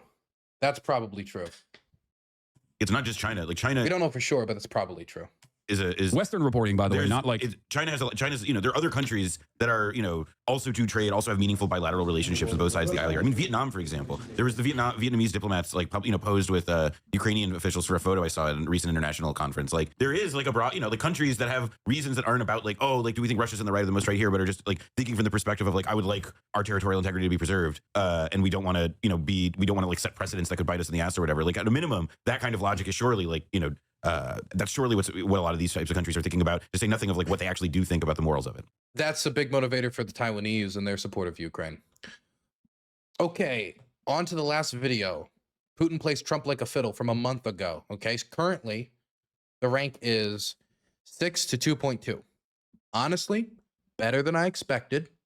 Better than I expected. Still room for improvement. Think he still needs to figure out his Boris Johnson deal. I think that Medvedchuk thing was still off base. Could have provided more context on China. But besides those, and some Hasan fans, those weren't fair. I think that Hasan's doing better than I expected, honestly. He basically... But until Hasan... But this is the problem when I'm analyzing this. I'm still looking for Hasan to acknowledge the fact that until Ukraine is in a different position of strength, that the Russians are probably not going to consider pulling back. Until they meet enough resistance that they can't push any forward with the knife, they're not going to pull it out, or they're not going to stop thrusting it in. And until I get that type of acknowledgement from Hasan, I mean, that's just like the biggest glaring issue. And for a second, we almost touched on it earlier. He said, why would you undercut them before talks, but don't give them infinite weapons? Okay, so should we give them more weapons, or should we just continue to allow the Biden 1.5 billion little trickling in of aid and continue to share intelligence, which I don't think is going to be sufficient enough to move the Russians. The Russians are, in large part, I think, engaging these negotiations to slow down another weapons package that could hurt their progress on the battlefield and make them have to reassess their goals. Gave everything to Vladipoo, everything. And I mean everything. He gave him more than I thought he would give him. And all of that was not enough, it seems, because while this ceasefire negotiation has taken place... we don't need the coming up section. Let's skip that. To war, the cards. I hold the cards. We're moving on to war, more war, this time in Ukraine. Details emerge on the reported U.S. peace proposal. The United States is making a take it or leave it final offer style scheme here. And let's take a look. It is unconfirmed. It's only what's been briefed out to some of the press. And undoubtedly, it will be subject to quite a lot of pressures on all sides. But as far as we can tell, this is what's being said, that within the whole battlefield, there'll be a freezing, more or less, where the front lines now are. So the famous front line that we've got used to, this big semicircle, will more or less freeze. And that means that the Russians would have to give up the ambition to have the whole of the four areas that they took, Luhansk, Donetsk, Zaporizhia, and Kherson, in September. I'm looking at the closed captions. They didn't get, I think the only region they spelled right was Donetsk, okay? Donetsk, pride, worldwide. December 2022, they annexed them all. They just declared that they were all Russian, even though they only then had 2/3 of them. And they still don't have more than about 4/5 of them. And indeed, in Kherson, they took the whole of Kherson itself originally and then were kicked out of there in the autumn of 2022. So the Russians would have to accept that they're not going to get, under these proposals, everything that they claimed. The Ukrainians would have to accept that the whole of Crimea that was taken in 2014 in the first Russian invasion would be de jure given to Russia, that the Russians would be... I can't believe I'm doing this, but this reporter's wrong. That's not what the deal was. God. I don't know why they would get this wrong.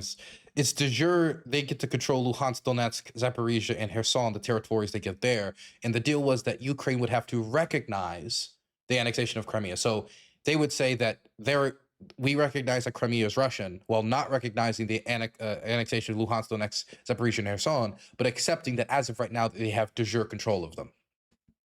Recognized as having control of Crimea. Now, that's something that the Americans may say will give you formal control. Ukraine is getting teary-eyed, right? Oh, 100%. Look, there were numerous exit ramps here where Ukraine had significantly more leverage, whether it be trying to manage the situation by abiding by the Minsk agreements. Some will say Russia played a role in the violation of the Minsk agreements as well, and there is truth to this. That is... Yeah, I mean, they continued offensive operations, including the encirclement of like cities through the Minsk agreement.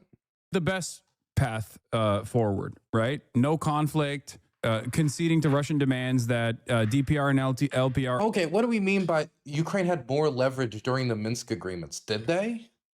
Do we know the status of Ukraine's armed forces at that time? Do we know that there was like only like maybe 6,000 or so like battle ready like soldiers in the Ukrainian armed forces? I mean, that's why there was so many militias fighting in eastern Ukraine. Would we say they had more leverage at that time? I mean, they controlled more territory, but the military was in a different state. And all of Europe and the United States were really anxious about sending Ukraine anything that could lethally defend itself. We'd send them radar systems so they could watch the bombs as they hit them, but we wouldn't send them stuff that would actually, you know, blow up the invading tanks at that time. We were very scared to in Europe as well, because we didn't want to provoke the Russians. Are still within Ukrainian territory, but at least have a semblance of autonomy. And then the other exit ramp obviously was the Antalya. What do you mean it would have a semblance? A 15-point plan that Zelensky was on board with initially. De jure means... Okay, well, that's a point against, because that's just... He's had more than enough time to read the plan. The plan has been released by the press for like more than a year now. And the plan included Ukraine's demilitarization. And Ukraine did not agree to that. They said, actually, what they did is like, okay, we'll agree to some demilitarization, but considering you've invaded us while denying you invaded us in 2014, said you weren't going to invade us in 2022 and invaded us, still believe Ukraine doesn't have a right to exist, and they don't want to allow any security guarantees, so they would be demilitarized with no allies to defend them. That 15-point plan, you know, does not seem like a sustainable one for peace.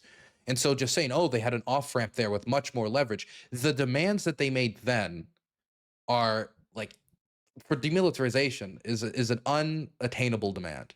And so maybe there would have been some differences in exactly what was being demanded there. But until that was settled, that Ukraine has a right to have an armed force that can defend itself, it just never was going to work. And that's ultimately why it failed. It was the demilitarization point that was the biggest barrier that they couldn't get around.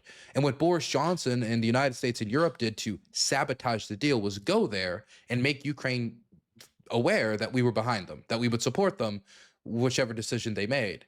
And that is seen as the sabotage. That is, we sabotaged the deal by telling Ukraine that they had other options besides giving up their armed forces. I mean, Ukraine barely was able, I mean, I'm not going to say barely, but when we say, you know, what could have happened if Russia invaded with its full force at the start, they had like 250,000 troops at the start.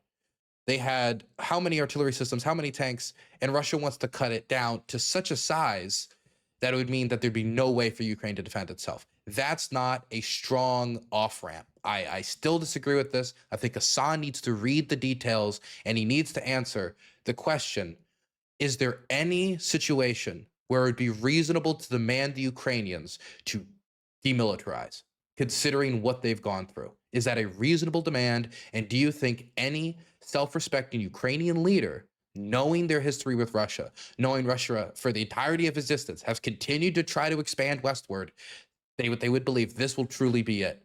Putin will not invade again. I just don't agree. And this, for me, this is a point. I'm gonna take a point off. Officially. De facto means not officially, not legally, but functionally. De jure means official recognition. And in this process, they had significantly more leverage when they had been able to successfully push back Russian forces from Kiev. They had a lot more leverage. Oh, I was right about, no, he was right, actually. I was wrong about the journalist. I thought de jure meant you basically get to control these territories de facto. But no, I got it wrong. Well, look at that. I'm getting corrected. And Russia controlled a lot less territory at this point. That would have been another exit ramp. And I said over and over again at that time, like, this is the opportunity. This is great. They should take it. And everyone said, you can't do appeasement. You love Adolf Hitler. And in that process, almost 100,000 plus troops were wounded so severely or killed that there was no more battle to be fought. And I said this recently as well, when Trump came into office and said he's going to end this process, that there's only two ways out of this. You either continue Ukraine continues the war, and now you have to make up the ranks because there are still plenty of Ukrainian men that are evading the authorities and trying not to get forcibly conscripted. And you have a ton of Ukrainian men that are eligible for the draft that are in the Western world right now that have temporary protected status, that are refugees. Either you literally forcibly put every Ukrainian man that lives in the United States of America, that lives in Poland, that lives in the rest of Europe on a plane and ship them to Ukraine, and then the Ukrainian government forcibly drafts them into war, into defending Ukrainian territory, or you don't have enough men to fill the ranks and to continue mounting a defense or even push back the Russian forces from the territory that they've acquired and hardened their positions in. Wow. Okay, those are two very different standards, by the way. Those are two very okay.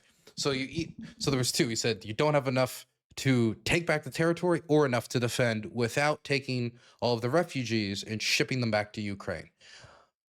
They've done it so far. It's been over 3 years and they've done it so far. And that's still without drafting much of their youth. And that's still with, I mean, I ride here in taxis, you know, every once in a while. I try to, you know, use the metro most of the time, but I'll ride in a taxi, you know, I'll go out and be like, I don't want to ride in the metro right now. And I have young taxi drivers, sometimes older taxi drivers, but a lot of them are fighting age. I walk around the streets, I see people of fighting age that have not been mobilized. I know people who are fighting age all across the country who have yet to be mobilized. Now, of course, that manpower pool is not as big as it was at the start of the war, but Ukraine still has options for mobilization. Like what he said in the last video, that they've preserved the youth. They've tried not to mobilize that. They want some manpower reserve. They want the future of their country. I don't think the only way is by the forceful move of these refugees for them to continue to defend the country. Drones have, I think, changed the face of warfare a lot when it comes to the amount of manpower you need to try to hold back offensive actions. If it wasn't for drone warfare, I think a lot of battles would have gone worse for Ukraine a lot sooner due to how low cost these weapons are and how it really has undermined Russian mechanized assaults. Of course, it's also had the inverse for Ukraine trying to retake territory and such. It's part of the reason why Ukraine had so many vehicle losses over during the Kursk incursion. But I don't think that the only way that Ukraine can continue to fight is if they take all the refugees back. They still have other manpower they could mobilize. I don't agree with that. I would say that it's a little bit more realistic of a statement when you talk about retaking territory. It's more realistic then, but to hold, I don't think Hasan has the expertise or knowledge to make that statement. So that's the issue. And that is already a complicated process in and of itself. It's an inhumane process in and of itself. If they don't do that, then they have to make territorial concessions. So when Trump says, Ukraine, you don't have any of the cards, they're not wrong. Because if Ukraine still had a reasonable number of men that could continue pushing Russian forces militarily out of their ranks, out of their territory, then Trump would continue arming Ukraine. How do we know that? How do we know that? I mean, it's not like if the United States said, we will send you $100 billion of aid if you mobilize the youth, I think the Ukrainian government would probably do it. I don't know that for sure. It's a political issue, certainly here. But a big reason why they've been fearful of mobilizing more people to like try to grab into the last manpower reserves in Ukraine or more of the remaining manpower reserves in Ukraine is the philosophy that Zelensky has put forward is, why would we mobilize more people if we don't have equipment for them to use? If we're going to mobilize the 60, 70, 80, however thousand people from the youth in order to go, you know, man the armed forces, are we going to tell them, okay, here's your Lada, now drive to your position? Or are we going to say, okay, here's a Bradley, here is a armored transport vehicle of some quality that if get hit by an FPV, it's not just going to be Swiss cheese. So it's, in my mind, it's not a question of mobilizing all the refugees. It's a question of making it so the manpower that's on the ground or the potentially mobilized manpower on the ground have the best tools to do the job so they can better hold the position. I don't think we have gotten anywhere to the point where the only way Ukraine could continue to hold is if all the refugees are brought over. I'm sure if they were able to get 100,000 refugees back to fight, that would be substantive. It would have a lot of impact. The Ukrainian government has tried to work to make units in places like Poland where refugees can join up, and some have, not a lot. But this is a statement just Hasan, I don't think he can make. I don't know what I should do for this point. I had the 3.2 because of the, lack of context from earlier. I'm thinking of just increasing it, combining that, making it to like a 3.5. We'll just do 0.3. Just make it 3.5, make it a rounder number. It's not even a round number, but closer to a rounder number, half of a rounder number. Obviously, Donald Trump, on top of that, has a soft spot for Vladimir Putin. That much is clear. That certainly plays some role here in the way that he's communicated the crisis in front of us. Yeah, he hates Zelensky. He doesn't like Ukraine. He thinks Ukraine is lib shit, and he likes Vladimir Putin. That's for sure. So all of that definitely plays a role in the way that he's talking about Ukraine and Russia, which has been insane in and of itself. But obviously, beyond that, they are in a bind. Ukraine is stuck. They simply do not have enough manpower. I would be less anxious about this segment if Hasan also included the fact that Russia does not have endless reserves of men. Russia has many of the same demographic issues from post-Soviet birth collapse, and the men that are joining in the Russian armed forces now have gray beards. Right? If this was information that was also being included, and it would be also included as, hey, if that's Ukraine lacking the cards, okay, Russia can't continue this war forever. Like, they can't do have their Vietnam war. This isn't even comparing it to Vietnam is underselling it when we talk about Russian casualties. They can't just do that forever. Their economy can't bear it. Their population can't bear it. It's a question of getting them to pull off this road sooner rather than later. But again, they have some of the same problems that Ukraine has. To just take all these problems and to put them on Ukraine's feet, even if they're fair, I agree that we need to talk about these demographic issues, these manpower issues, but you can't look at them in isolation. They do not have enough members in the armed forces at this point. So what do? There's another option.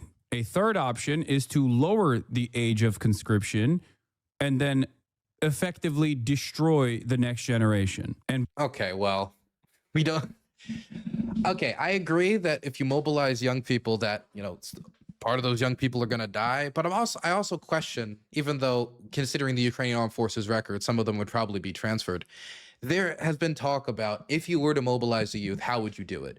Would you put them all in infantry assault groups, or would you have them all in roles that are further away from the front line? For example, would you mobilize the youth under the understanding that they're going to man checkpoints? Because there's checkpoints all along the major roads to the front line to check for smuggling, check for spies, check for stuff like that.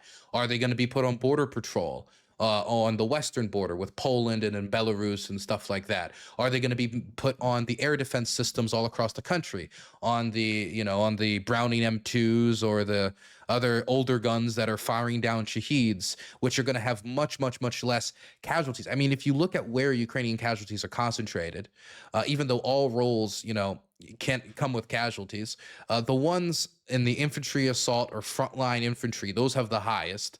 Then, of course, you have people who are driving armored vehicles, maybe artillery crews, drone pilots. But these roles, the further you get back from the contact line, the less the contact line, the less casualties you have. So it's a question of where do you put the men?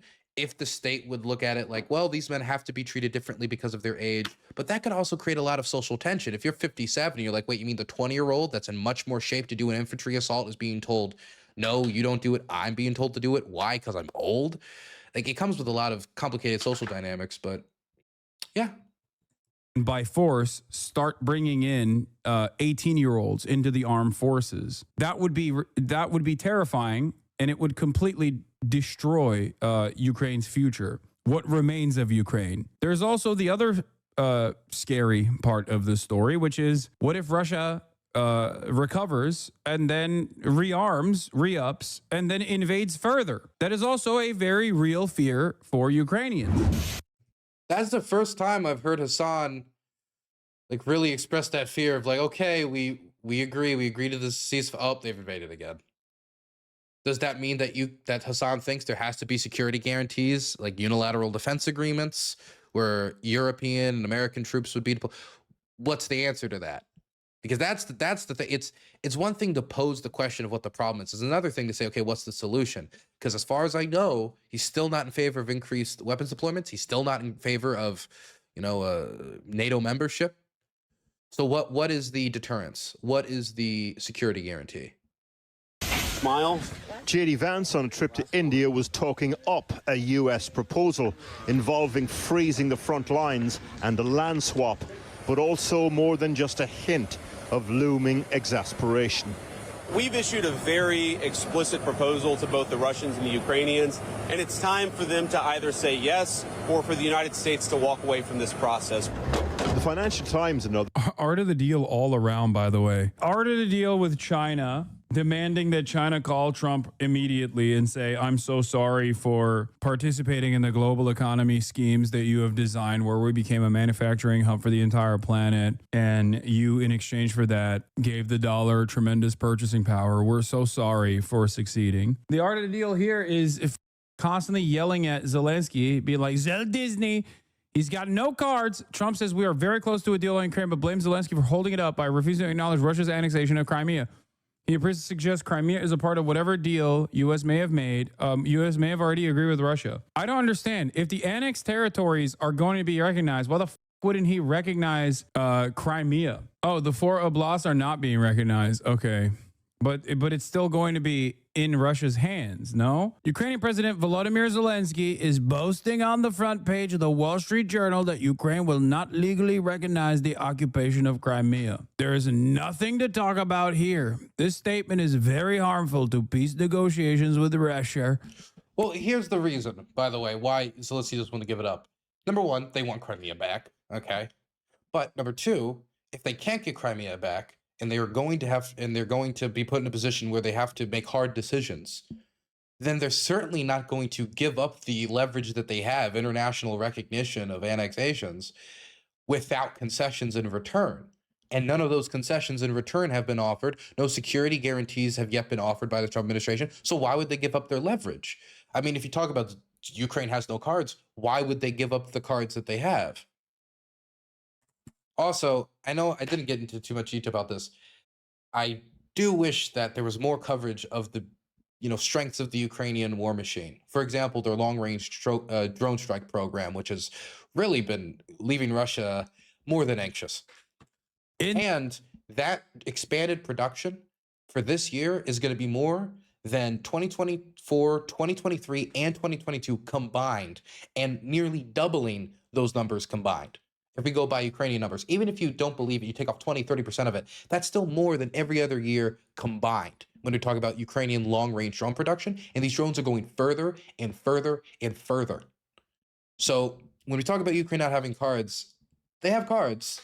It's just they don't have the cards that are regularly discussed. Like they don't have a endless population, or they don't have, for example, endless amounts of artillery, or, foreign nations that are willing to send a lot of soldiers to help them, like North Korea. That Crimea was lost years ago under the auspices of President Barack Hussein Obama, and is not even a point of discussion. Nobody is asking Zell Disney to recognize Crimea as Russian territory, but if he wants Crimea, why didn't they fight for it 11 years ago when it was handed over to Russia without a shot being fired? The area also houses We told them not to. For anyone who's curious, it's one of the reasons. There's a few reasons, but that's one of the big ones. many years before the Obama handover, major Russian submarine bases. He's not wrong. No, that's not. This part is not entirely incorrect. Anyway, yes, Sevastopol is a Russian Russian Navy base in Crimea before Russia's annexation of Crimea. You know, he's just being a dickhead. Anyway, Zelensky makes it so difficult. It's inflammatory statements like Zelensky's that makes it so difficult. How do you not see you come across like a pussy? by the way, when you do this. When you're That like, is true. oh, we're about to do a deal. We're about to do a deal, which gives Russia everything and Ukraine nothing. And Zelensky is the one f***ing up the deal. Like, I gotta say, while the current rank that Hasan has is 6 positives, 3.5 negatives, we're slowly finding out we're probably not going to hit that 80%. The amount he's emphasizing that it's very clear that Ukraine's not getting like anything out of the deal, Russia's getting everything. This emphasis from Hasan is something that I appreciate. Zelensky, whether you want to recognize it or not, Zelensky is your side. He is your proxy in this conversation. You can't just keep throwing your proxy under the bus. I think it's incredibly fucked up that Trump, in an effort to like nip this shit in the bud, is obviously going to sell a bunch of Ukrainian assets over here to Russia and say, all right, it's Russia. What are you going to do about it? You know, they won, you lost, we lost, bye-bye, right? But also simultaneously shitting on Zelensky in the process and like taking away whatever remaining political power he has in the country and like chipping away, I guess, or maybe he's doing the same thing that he did with like Carney or whatever, or Polivier, where he just keeps on Zelensky and then maybe his approval rating goes up in Ukraine. I don't know. Maybe it's a art of the deal 5D chess move, except it's such a stupid move because ironically enough, it will inevitably show the rest of the world that America is untrustworthy in broad daylight in 4K. They're treating Ukraine like they do Kurdish militia forces in the Middle East, like identically, which is something I said in the beginning of. Hey, I just want to throw out there, he made the Kurd comparison this time. Better comparison. Russia's invasion, and everyone f***ing yelled at me. Wait, what is this? Who yelled at him? Sorry, I missed that. Somebody's DMing me right now. We're going to have a guest on in 35 minutes, and his name is Vadim. 1 second. 4K. They're treating Ukraine like they do Kurdish militia forces in the Middle East, like identically, which is something I said in the beginning of Russia's invasion, and everyone f***ing yelled at me. Wait, what is this? Zelensky makes this difficulty as not invasion. I got distracted again by reading chat. 1 second. I just want to hear what people yell at Hasan about. In like they do Kurdish militia forces in the Middle East, like identically, which is something I said in the beginning of Russia's invasion, and everyone f***ing yelled at me. Wait, the reason people yelled at him at the start of the invasion was largely due to his complete dismissal of the idea that Russia could invade, and that you're just like laughing it off almost, like flipping his hair back. Oh, Russia didn't invade again. It left a very bad taste in the mouths of people here who did see it, or those who, you know, who saw get that prediction really wrong, and that the immediate coverage following it wasn't fantastic. I don't really think about like the threat of America abandoning Ukraine down the road was the main.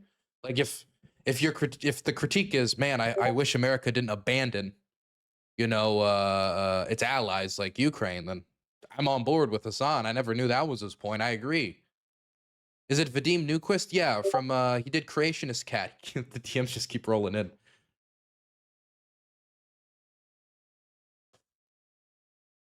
Wait, what is this? Zelensky makes this difficulty. He has nothing to boast about. The situation for Ukraine is dire. He can have peace or he can fight another 3 years before losing the whole country. I have nothing to do with Russia, but have much to do with wanting to save, on average, 5,000 Russian and Ukrainian soldiers a week who are dying for no reason whatsoever. The statement made by Zelensky today will do nothing but prolong the killing field. And nobody wants that. We are very close to a deal, but the man with no cards to play should now finally get it done. I look forward to being able to help Ukraine and Russia get out of this complete and total mess that would have never have started if I were president. Yeah, the final offer for peace requires Ukraine to accept Russian occupation. De jure U.S. recognition and Russian control of Crimea, de facto recognition of Russia's occupation of nearly all of Luhansk Oblast, and the occupied portions of Donetsk, Kherson, and Zaporizhia. A promise that Ukraine will not become a member of NATO. The text notes that Ukraine could become a part of the European Union. The lifting of sanctions imposed since 2014 enhanced economic cooperation with the U.S., particularly in energy and industrial sectors. Okay, I misunderstood from the British man. I thought the British man said de jure U.S. recognition of all Russian. Okay, so we're both confused. It wasn't just me that was confused by the newsman. It was also Hasan that was confused by the newsman. Okay, so I wasn't just crazy and looking for a dunk. Controlled territories. In the previous video, I guess that is wrong. He's saying de facto control over the rest of the territory, which is it means like it's assumed that Russia controls those territories. It's just not in the writing that the annexation is officially recognized. The Ukrainian Deputy Prime Minister tweeted this today. Ukraine is ready to negotiate, but not to surrender. Our people will not accept a frozen conflict disguised as peace. We will never recognize the occupation of Crimea. It all comes as Trump. Bro, I'm not gonna lie, it's more than I thought. It's more. Trump is giving Russia even more than I thought they would. Like, I thought there would be some concessions. Dude, you know that? What's that? Oh gosh, there's a very famous Polish painting. Okay, and now Hasan's on screen. So speaking Polish issues. I don't think he really doesn't like the Poles. There's just this weird record of leftists being weird about Estonia, Latvia, Lithuania, and Poland. Polish jester painting. There's this painting. I think his name was Stanczyk. Was the yeah. Here it is. There's this very famous painting. I love it. It's one of my favorite. And it's of a Polish jester that was. The thing is, back in the day, jesters weren't just like, I farted, huh? They were a lot of times intellectuals. And this jester was somebody who, advised politicians, was considered somebody who in Polish society was extremely intelligent. And from his position as jester, he could make societal critiques or make statements that other normal people probably wouldn't from that role. And what this painting shows is, he's a jester for the Polish-Lithuanian Commonwealth, is news coming in that is dreadful for the Polish-Lithuanian Commonwealth. But you can see the aristocracy on the right side of this painting celebrating and partying and doing whatever. But the jester, the knowledgeable jester, feels that dread from this news because he knows what this news means for the Polish-Lithuanian Commonwealth, which was eventually, its destruction. But the only reason I bring this up is if you go back on election night, and that stream is still on the YouTube in the live section if you really want to. Once the results become more clear, everybody else gets a lot more loud, and I swear to God, I start looking more and more like I start to look more like I'm sliding in my chair. The information's processing. I'm trying to go through every pathway of okay, so maybe if we talk to Trump like XYZ, we can get the aid, or if we do XYZ, and every time I meet the barrier of oh God, no, that won't work because oh God, no, and it's just gets worse and worse and worse. I mean, I knew it would be bad. It is worse than I thought it would be. But I mean, everything that's happening was always a possibility. It's something we discussed in the channel. It's dreadful.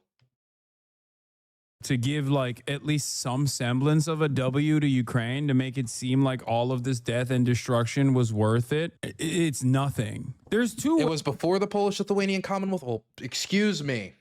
I was saying conflict or something because I couldn't remember what the news report was, but it was before the Polish-Lithuanian Commonwealth. Sorry for the Polish experts in chat, but I do love that painting. Gotta remember I can't remember what was the news update he got that inspired the dread, which inspired the painting. I can't remember. Ways that this deal could have gone worse for Ukraine, and obviously the absolute worst would have been Ukraine has to give complete control to Russia. It's now Russian territory, and we're officially recognizing it. And well, that's not okay. Let's be for real. Trump doesn't have the maneuverability to even do that. If Trump came out and said Ukraine is Russia, as bad as his position has been, the reaction would be a mountain high. And so I don't think that was ever the worst case scenario. I think the worst case scenario has always been the United States stopping its support for Ukraine, abandoning it as a project. The only worst case scenario I think so far we've avoided is Trump just being like, screw it, we don't need to keep the sanctions on, and removing the sanctions, which would massively expand the Russian war machine, which they would then use to bomb Ukraine. That's the one thing that I thought was a possibility that hasn't happened yet that I'm still nervous about. I guess the second worst version would be if he said, oh, we're formally recognizing all annexed territory as Russian, as a part of the Russian Federation. This is the third worst scenario. De facto recognition of all annexed territory for Russian under Russian control, and legal recognition of Russian occupied Crimea as a part of Russian territory. By the way, this deal is a bad scenario, but let's be clear. The deal failed.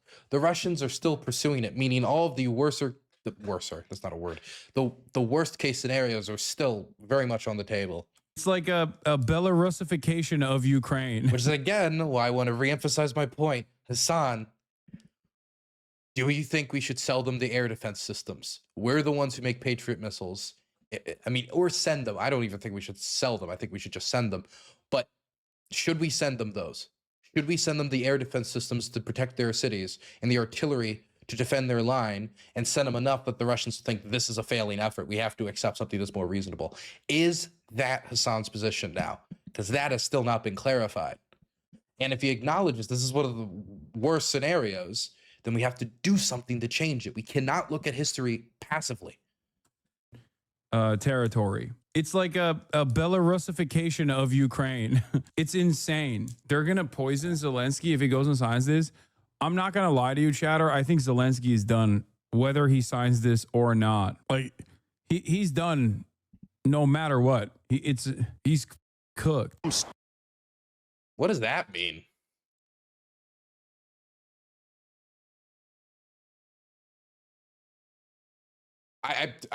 That's an actual question. What does he mean by that? I agree that if Zelensky was somebody's like, boo, -5 points, I'm not gonna even put a point there, negative or in favor. I'm just gonna kind of because I'm mostly just confused by that. If Zelensky was to sign away all this territory and, you know, not have security guarantees, then yeah, I think he'd be screwed. But he says in any scenario, I'd like to hear an explanation that if Zelensky continued to defend and I just want to hear what that means.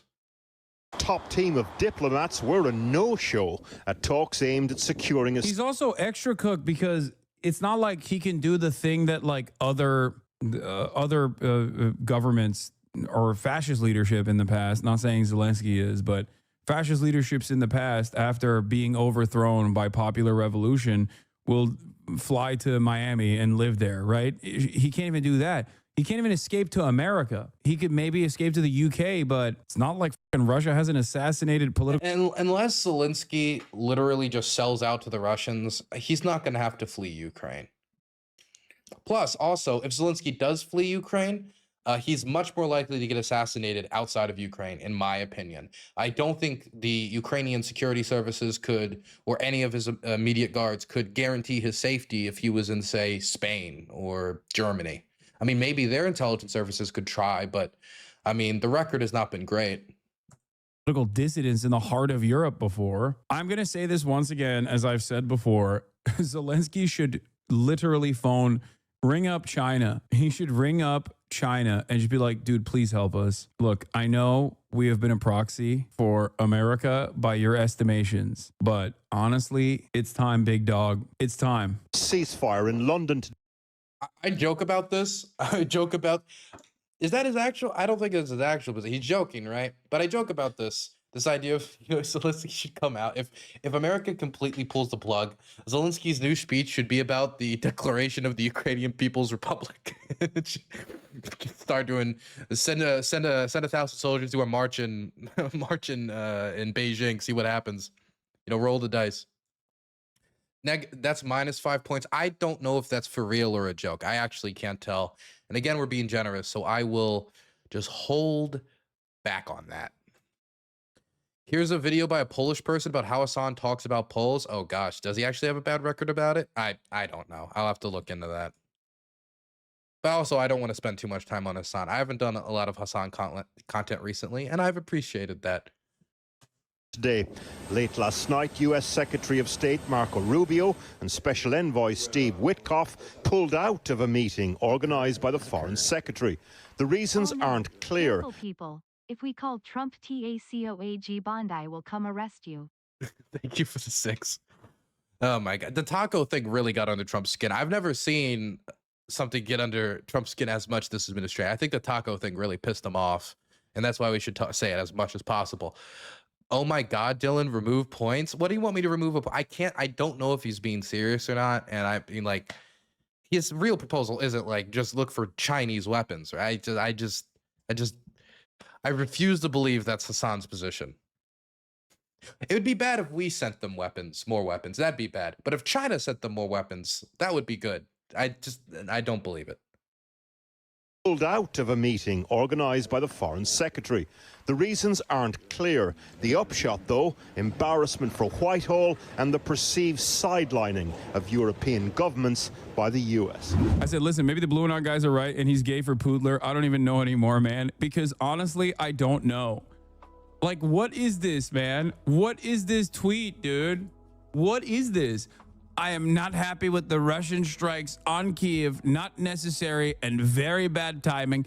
Vladimir, stop! Are you in a gay relationship with Vladimir Putin? Like, what the hell? What is happening, dude? Vladimir, stop! Is crazy. Were you hacked? Stop. This isn't you. This isn't you, Vladipoo. I don't understand. Like, he just got real excited to post this, like, and thought that this wouldn't look awful. No aura, no motion. Trump has no motion. All right, let's hear what the question and answer segment looked like for the live stream. It would have never happened if I were president. Zero chance it was going to, and it didn't. You know, people say, how do you know that? Number one, it didn't happen. We never even discussed it. I would talk to Putin about it. It was the apple of his eye. You know, Ukraine was the apple of Putin's eye, but there was never even a thought that he'd go. I will admit, I do think it's funny that he just like laid all the cards on the table and just kept glazing Putin, and in the most ridiculous way possible, attacking Zelensky. Zel Disney, he's got no motion, he's got no cards. And then Vladipoo turned around and basically was like, yeah, you don't have the cards either, dumbass. Fantastic. Very cool, sir. Very cool. That was brilliant statesmanship. My point is, Donald Trump, I think he thought that Putin actually likes him and respects him and isn't just like playing a role where he gives him what he says what Donald Trump wants to hear and is easily manipulated. And this is precisely what's going on. He got manipulated. He thought, oh, well, Vladipoo likes me, and Zel Disney, I hate him. He's woke. He's woke, folks. It's DEI. Ukraine's got DEI policies. We must stop it. And then he took it seriously. And lo and behold, look at that. He basically gave everything to Vladipoo. Everything. And I mean everything. He gave him more than I thought he would give him. And also the mineral extraction / security cooperation agreement where Russia and America basically take on all of the remaining natural resources that Ukraine has for profit, which is a ridiculous deal. And all of that was not enough, it seems, because while this ceasefire negotiation has taken place, what ends up happening is Vladimir Putin last night bombs Kyiv, which is insane. Basically saying, I hold the cards, okay? It's not Zelensky that holds the cards, and it's not Trump that holds the cards.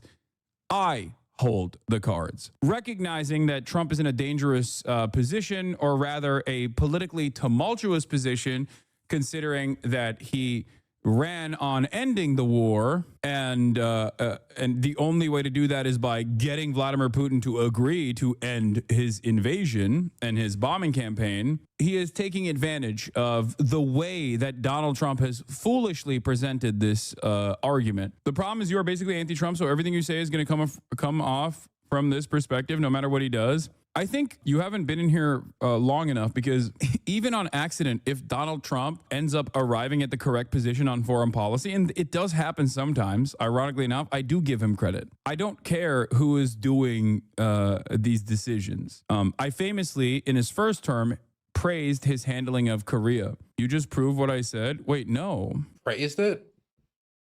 What did he get out of it? What happened?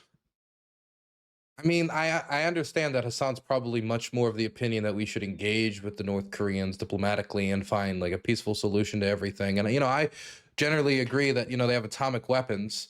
We have to acknowledge they have atomic weapons. It's not changing in the near future. We should have at least military peer-to-peer communication to decrease the likelihood of a atomic strike.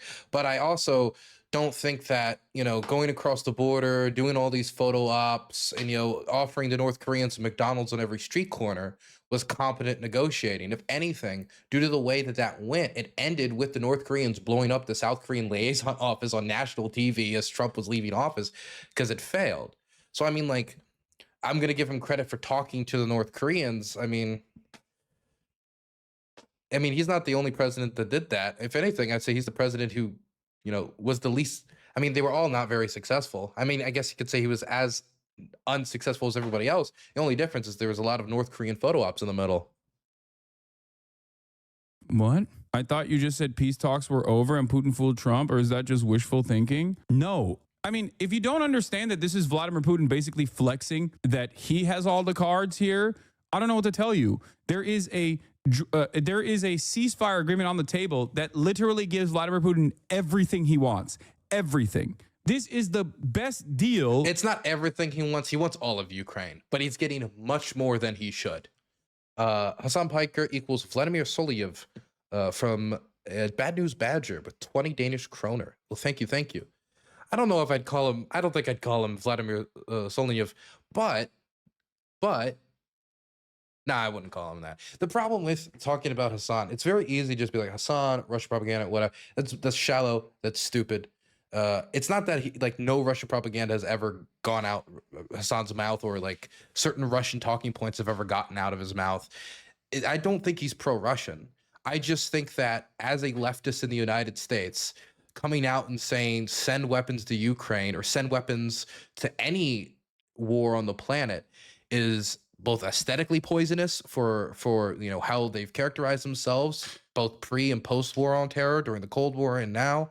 It's very difficult to come out and say, you know what, we should send weapons to X, Y, and Z. But during the Spanish Civil War, we should have sent weapons to the Republic. Like, I could say that, even if I'm not going to say that America would be doing it out of the goodness of its heart, or all the defense companies deserve all that money. I think that leftists need to get around the fact that in some situations, give peace a chance is just too shallow political analysis, or floating above the war is too shallow political analysis for conflicts like this.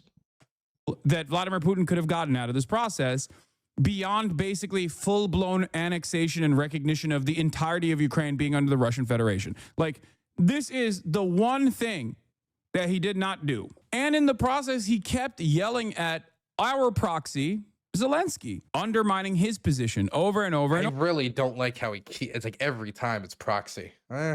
Over again at the behest of Russia, giving Russia an upper hand in the... I get why he's saying it. I just don't like how the word's used in this context, or what people take from that word. Negotiations. Yeah, I said during the Gaza ceasefire, for example, that although I believe that there is a nefarious purpose for the ceasefire, it's good to offer a moment of respite to the Palestinians, for example. Like, the Donald Trump administration showed that the Biden administration's incompetence was great, that they just simply couldn't make a phone call to shut this up, to shut Israel up. I wish October 7 never happened. Well, I mean, Biden achieved ceasefires for periods, and then we had fighting again. I mean, we don't even have a ceasefire yet in Gaza. I don't think Trump's really accomplished anything there yet. I would say the biggest accomplishment when it comes to Trump in the Middle East would actually be his policy on Syria. That would actually be, I think, much more of something that Trump's done that's actually pissed Israel off and showed that he's willing to break with their foreign policy agenda. Oh, and I think a lot of the engagement with Iran. But considering Trump's record on that, who knows how that's going to go. To begin with, Ukraine would be in a better position. No, it wouldn't. Ukraine's issues against Russia isn't a lack of equipment. I mean, that's part of it. To say that it's not...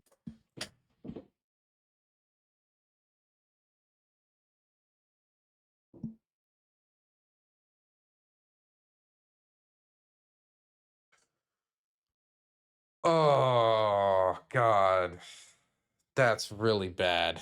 That's really bad. Oh, it's a part of it, huh? Happened to begin with, Ukraine would be in a better position. No, it wouldn't. Ukraine's issues against Russia isn't a lack of equipment. I mean, that's part of it. To say that it's not just a lack of equipment would be false. But Ukraine's issues against mounting a strong defense against Russian incursion into further and further Ukrainian territory is a lack of manpower. They're both. These are issues. This is silly. This is probably one of the points that pisses me off the most, honestly. And this is a hard point. A hard point. Oh gosh, man, we were almost at like a passing grade. Maybe I should give him a half a point for the mineral deal one in favor. But that's kind of like he was against them. He thought the mineral deal was extortion and it was bad. But that's like a freebie. I mean, a leftist who's against that. I mean, if you wouldn't be against that, you don't really sound like a leftist at all. But I almost want to take off 2 points for that. We'll do one. But okay, so part of the reason why Ukraine loses so much men on the front line, look at the vehicles that they drive around in. Most of the vehicles you're going to see getting blown up are pickup trucks. When I rode into Pokrovsk, it was on the back of a pickup truck. I will tell you this, if a drone hit the back of that truck, I'd be dead. If a drone hit a troop carrier that I was in, I'd probably be alive if it was a decent enough troop carrier. That's the difference. That's how equipment saves lives and helps you preserve your manpower. If Ukraine had decent armored vehicles, had a decent supply of artillery ammunition, I think the Battle of Avdiivka during those aid cutoffs, while they were trying to be like Ukraine and immigration must be tied together, ridiculous. If they got the artillery shells they needed at that time, the casualties on the Russian advancing forces would have been much higher. It would have been easier for them to hold Avdiivka. I'm not saying they would have, but at the very least, the battle would have taken longer. Russia would have had to take more casualties, expend more resources, and that would be true for every battle, as well as Ukraine taking less casualties due to them having better equipment. Look, this is going to be my main example I give you guys. When you look at destroyed Bradleys, and the Russians love publishing footage of destroyed Bradleys or destroyed American equipment. They love showing like we blew up an American thing. Yeah, you know. Look, this is a good thing you should look for.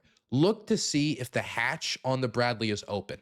If it is, that indicates that the crews get out. When I look at BMP-1s, a lot less of the time do I see the hatch open because a BMP-1 is a fucking tin can. And if anything hits it, it explodes. So if you're putting your men in BMP-1s to get to the position, you're going to have a lot more casualties. If you put them in a Bradley to get the position, you're going to have a lot less casualties. And like we said before, part of the reason Ukraine is so hesitant to mobilize a lot more people is because they want good equipment for those people to get out there. Because if you have a team with 10 Bradleys instead of a team with 10 BMP-1s, they're going to last, they're going to live longer, and they're going to do more damage. So to say that, oh, it's a little bit of an issue, it's somewhat of, no, it is one of the biggest issues. It is one of the biggest issues. When I talk to Ukrainians, they need drone detectors. When I talk to Ukrainians, they need engineering equipment, excavators. Do you know how many times I've tried to just wrap my head around of the fact that the West hasn't sent like hundreds of excavators to Ukraine to try to dig as many trenches as possible. And I have to look at people like Constantine on Twitter fundraising to get these trenches out there built. More specific. I wasn't so much thinking about pro-Russia or not. More, not so worried about what they say is true or not.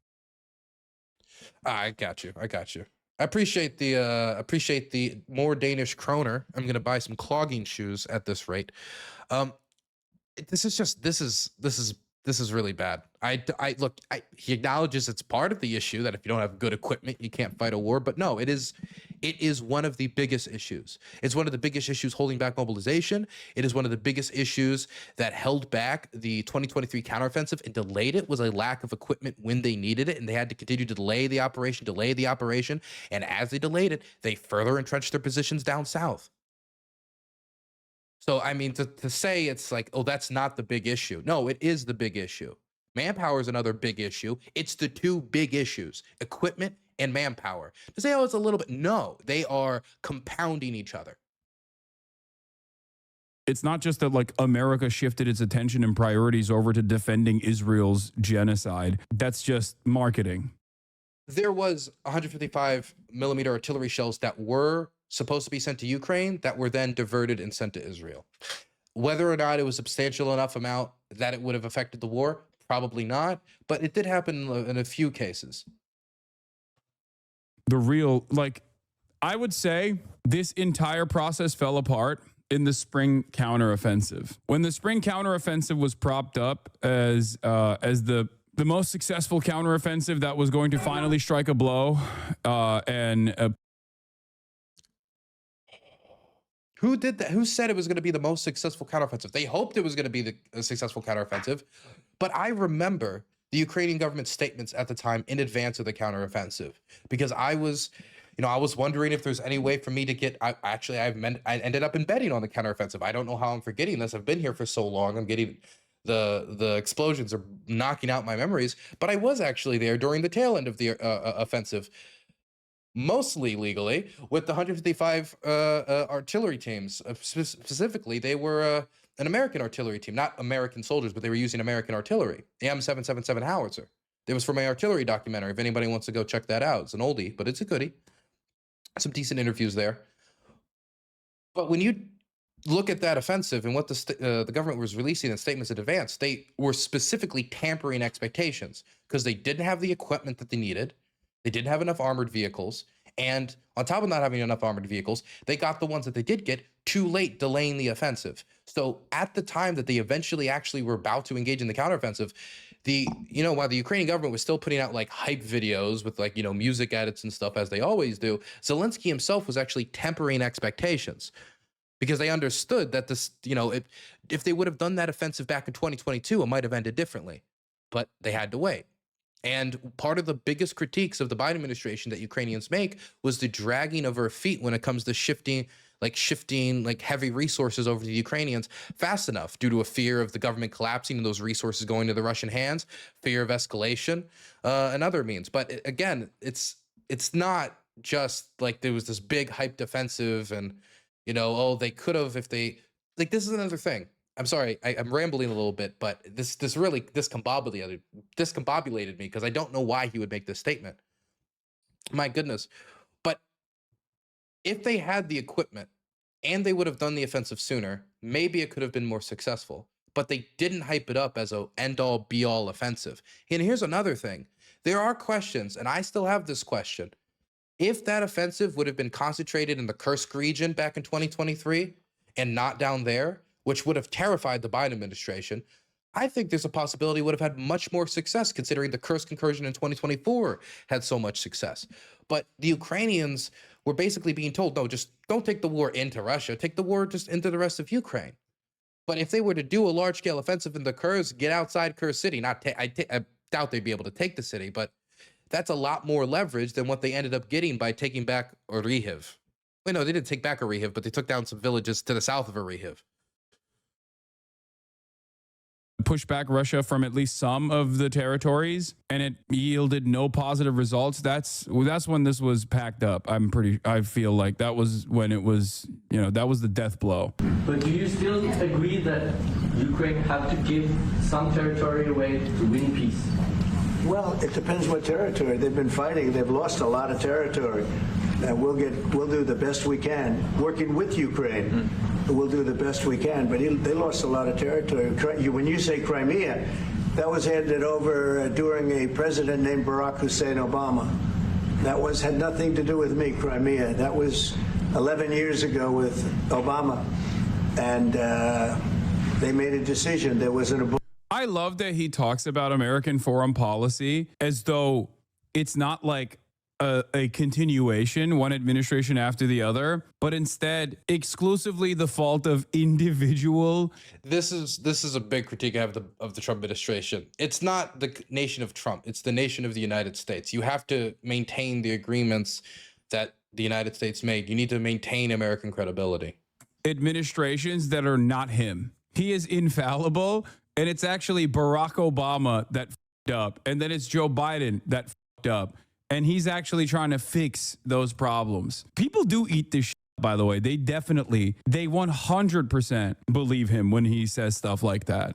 In the eyes of his sycophantic cult, this is the most defensible position. By the way, I am going to give, to be generous, I'm going to give Hasan half a point earlier because I feel like not acknowledging that he did condemn the mineral deal. It's an easy one for a leftist to do, so I'll give half a point. And it wasn't a big point he belabored, but I got to be as generous as possible here. though everything he has done so far is, you know, utterly indefensible. If it was Joe Biden behaving like this, Republicans would be losing their goddamn minds over it. What concessions has Russia offered up thus far to get to the point where you're closer to peace? Stopping the war, taking the whole country. That's not a concession. They failed to take the whole country. That'd be there's like, I try to knock you out in a boxing match. I fail terribly, and then I'm like, okay, how about we concede to a points decision? Wait, no, that's not a concession. That's not, no. Pretty big. This right here is quite literally just an admission of total defeat. He's basically saying, "Oh, if we don't get Vladimir Putin to stop to stop bombing Ukraine, he's just gonna take the entire country." That's art of the deal, baby. Art of the deal. America's on its no motion arc. We have officially reached the era of major aura loss, no motion. We get no bitches. Our weed is no longer stinky. It is no longer loud. Our weed is quiet. It is crazy, dude. Has Ukraine ever reached out to non-NATO Eastern European countries that have a similar relationship with Russia at the moment, like Georgia, to join the war in solidarity? I'm not pro-war, but there's no ceasefire armistice. Ukraine will have needed boots on the ground helping them. Are they just cooked? As far as Ukraine goes, I've said this before. There are a couple options on the table. Either you take the deal of all time, led by Donald Trump, the deal maker of all time, where you basically sell off your natural resources and allow Russia to permanently annex Eastern Ukrainian territories, which is what I suspect is the, I guess, in all of the options of all time, this is the best possible option that is in front of Ukraine, right? This is the one that at least the Trump administration is putting forward. The other options in terms of like continuing the war are as follows. One, Ukraine says no to this deal. By the way, when we say, oh, one option is just accept Trump's thing, if the Russians refuse to accept it, that's not an option. If Trump keeps putting things on the table saying, take this, take that, take this, and the Russians like, fuck off, well, then that's not an option, is it? I mean, even if the Ukrainians tomorrow said, we'll accept anything that Trump says, and he's like, okay, he just restates his previous negotiating position, the Russians won't take it. So that's not an option. America removes its support for Ukraine. European allies try to make up for the demand in weapons. It's not going to work. And in that process, they lose out even more territory because. Well, why not, like, for example, a call for congressional action? Like, hey, if Trump doesn't act, we get Congress to act and pass sanctions policy on Russia, like much of Congress has been threatening to do. Like, that's a pathway, depending upon how that goes, that could add more economic pressure to the Russians and change the negotiating situation. Whether or not that'll happen, whether or not that succeed, that's all up in the air. I've heard some more positive things from the Hill in the last week about possible actions that could be taken. I doubt it'll be the secondary sanctions that Trump threatened, because I think, he makes big threats and he delivers very little. But I mean, there are still some options to move forward for American pressure, even without Donald Trump's approval. The hope is that it'll be moved forward with his approval, because without his approval, it'll be a lot harder to convince some Republicans to jump on. But you don't need every Republican to jump on. You already have every Democrat that's going to sign on in the House and the Senate. It's a question of Thune bringing it to the floor. It's a question of Mike Johnson bringing it to the floor, because any vote will pass and will likely pass with a veto-proof majority. But outside of that, when it comes to Europe can contribute more. But here's the problem. Right now, we have European states squabbling over who's going to send the next Patriot system over to Ukraine, because the nation state that wants to send the next Patriot system wants to get a discount on the next one because they sent one now, so they deserve a discount. And that's the type of stuff that's clogging up the gears of European support. Now, I'm seeing the Germans act more. I'm seeing the Finns act more. I'm seeing more action. But there's still like some signals that you could show that they haven't said, we're going to go balls to the wall here because this is our national security priority and we have to deal with it. I mean, what are those air defense systems in Germany, Spain, and all these countries defending from? Are they defending from the United States? Are they defending from China? What's the threat to European security? Why would you not be deriving those resources to where the threat is? they don't have a standing military that can withstand further Russian incursion. Now, if that's what's going to happen, there's a couple different things that the European partners could do. One, Ukraine lowers the age of conscription from, as they did, from 27 to 25. They lowered even further to 18, basically eroding its future, destroying its future in its entirety, right? They lower the conscription to 18, more forcible conscriptions take place. There's already a lot of issues with deserters and corruption in the front lines. And on top of that, Ukraine will go to the United States of America and also... There was a report released recently about 50,000 Russian soldiers that had deserted. They have a desertion crime. Again, it's not that nothing he's saying about deserters are true. I'll tell you, some of the best parties in Ukraine are the draft dodger parties, honestly, okay? There are draft dodgers. They exist. But they also exist over in Russia. People living in their babushka's basement in the middle of fucking nowhere in Siberia that have no interest in getting drafted. Or all the Russians that at the start of the war fled the country, either for job prospects or, well, not wanting to get drafted. How many Russians are in Turkey? How many Russians are in Georgia? Again, it's not that none of these things are true. It's just, if you only include all the problems the Ukrainians have, then yeah, you can make them seem like there's no chance in hell. But you have to talk about Russian flaws and Russian weaknesses as well before you can have like a realistic, proportional negotiation to the leverage that you have. Europe to forcibly deport Ukrainian men, like able-bodied Ukrainian men that could be serving in the Ukrainian defense. Is this an initiative being taken up by Europe right now? I don't know why he keeps focusing on this specifically. I don't see this being really taken up. I've heard like some talk about it, but that talk has been quiet for like the better part of a year. And it was like some MPs. I wasn't like the head of a state or anybody of significant influence saying this is what we will do. But it's not impossible, honestly, for some individual European states to at least consider it. I haven't seen any pathway on that yet. It's not impossible. It's just, I just find it very difficult to imagine EU states are going to do that. And they ship them off back to Ukraine by force using ICE or their internal immigration enforcement agencies, and they ship them back to Ukraine and force them to fight. Or there is another nuclear option, and none of these, by the way, are guaranteed to deliver any sort of emancipatory victory for the Ukrainian state. Another option is to disband NATO so that, just like any ceasefire negotiation or peace deal isn't going to guarantee stopping another Russian invasion in 1 year once the world's move their eye somewhere else, to say a Chinese incursion in Taiwan or a whatever. There is no, or I guess like maybe revoke Article 5. I don't know if you can even do that. If the European states actually wanted to truly defend Ukraine, they would need to send their own personal military to Ukraine. But as it stands, they can't send their personal military to Ukraine. There's many issues with that to begin with. There's not a lot of troops. There's not a lot of combat readiness for a lot of European countries. They could.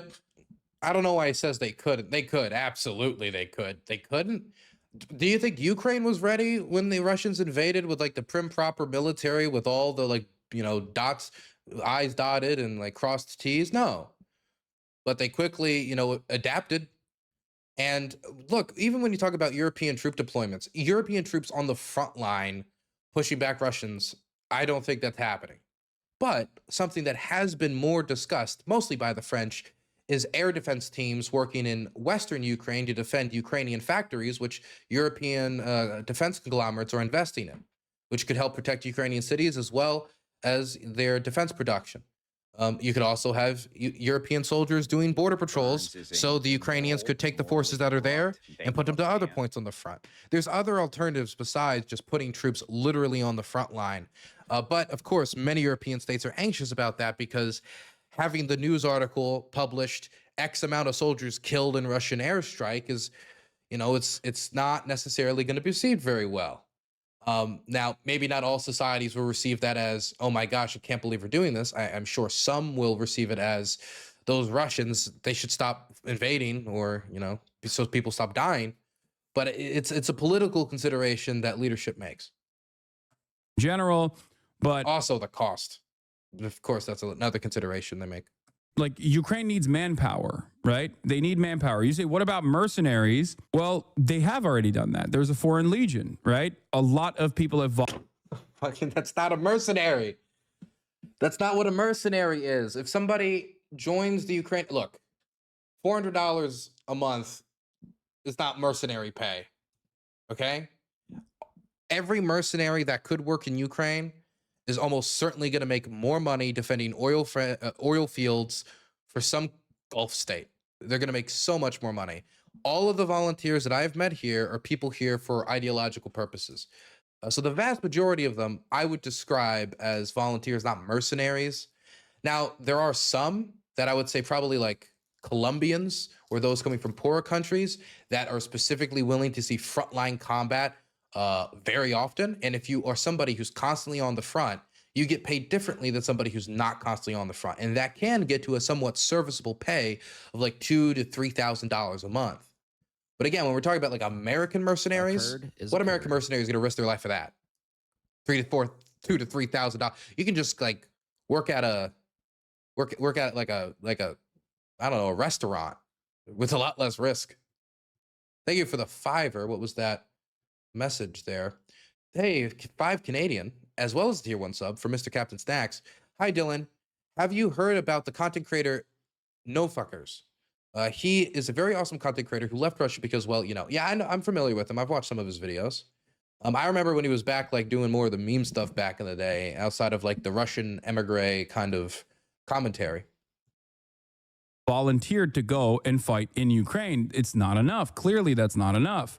What would need to happen in this process is basically like standing militaries and special forces from European countries to go and fight at the behest of Ukraine to defend, to push back Russia from Ukraine, to deliver a striking blow, to deliver an actual blow to Russia that says Russia has, to force Russia to concede, okay, to change the dynamic of the battlefield as it currently stands. Now, that is also complicated. Part of the reason why it's complicated is because that opens up Russia to attacking European. Honestly, at the end here with like all the strategic analysis, man, I think if he just cut the strategic analysis out, this come off better.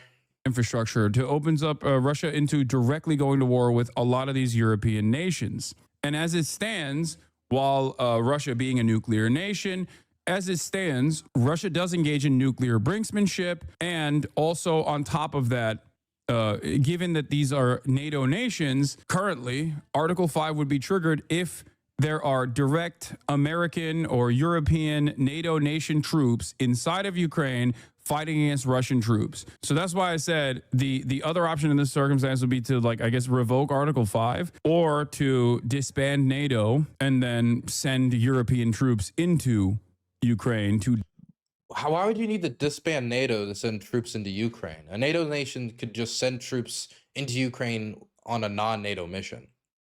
Defend Ukraine, to push back Russia. So that's the situation on the ground. And any number of, like, for example, like there was like interventions that France did and other states did, like that, you know, that NATO did not, you know, it wasn't a NATO operation. Like famously, the French didn't want to join us in Iraq. There was the Libyan intervention, but there are interventions and attacks and stuff that could be done outside of the NATO umbrella and it not be a NATO operation. Push back Russia. So that's the situation on the ground. And any number of different analysts that tell you, like, no, drone warfare changes the dynamic greatly, or it does. I mean, I don't think that Ukraine could have held as long as it had if it wasn't for FPVs turning mechanized warfare into Swiss cheese and changing the dynamic of 21st century warfare and grinding it to a halt as it has. So it does change the dynamic. You need less troops to hold the line than you otherwise would have. Does it change the dynamic to such an extent that manpower issues no longer matter? And, you know, you could, no, of course the manpower issues like still matter. Anybody that tells you that the drone warfare means that they don't need any more men is lying to you, but it does change the dynamic. Yes, substantially. You know, we just need one final push.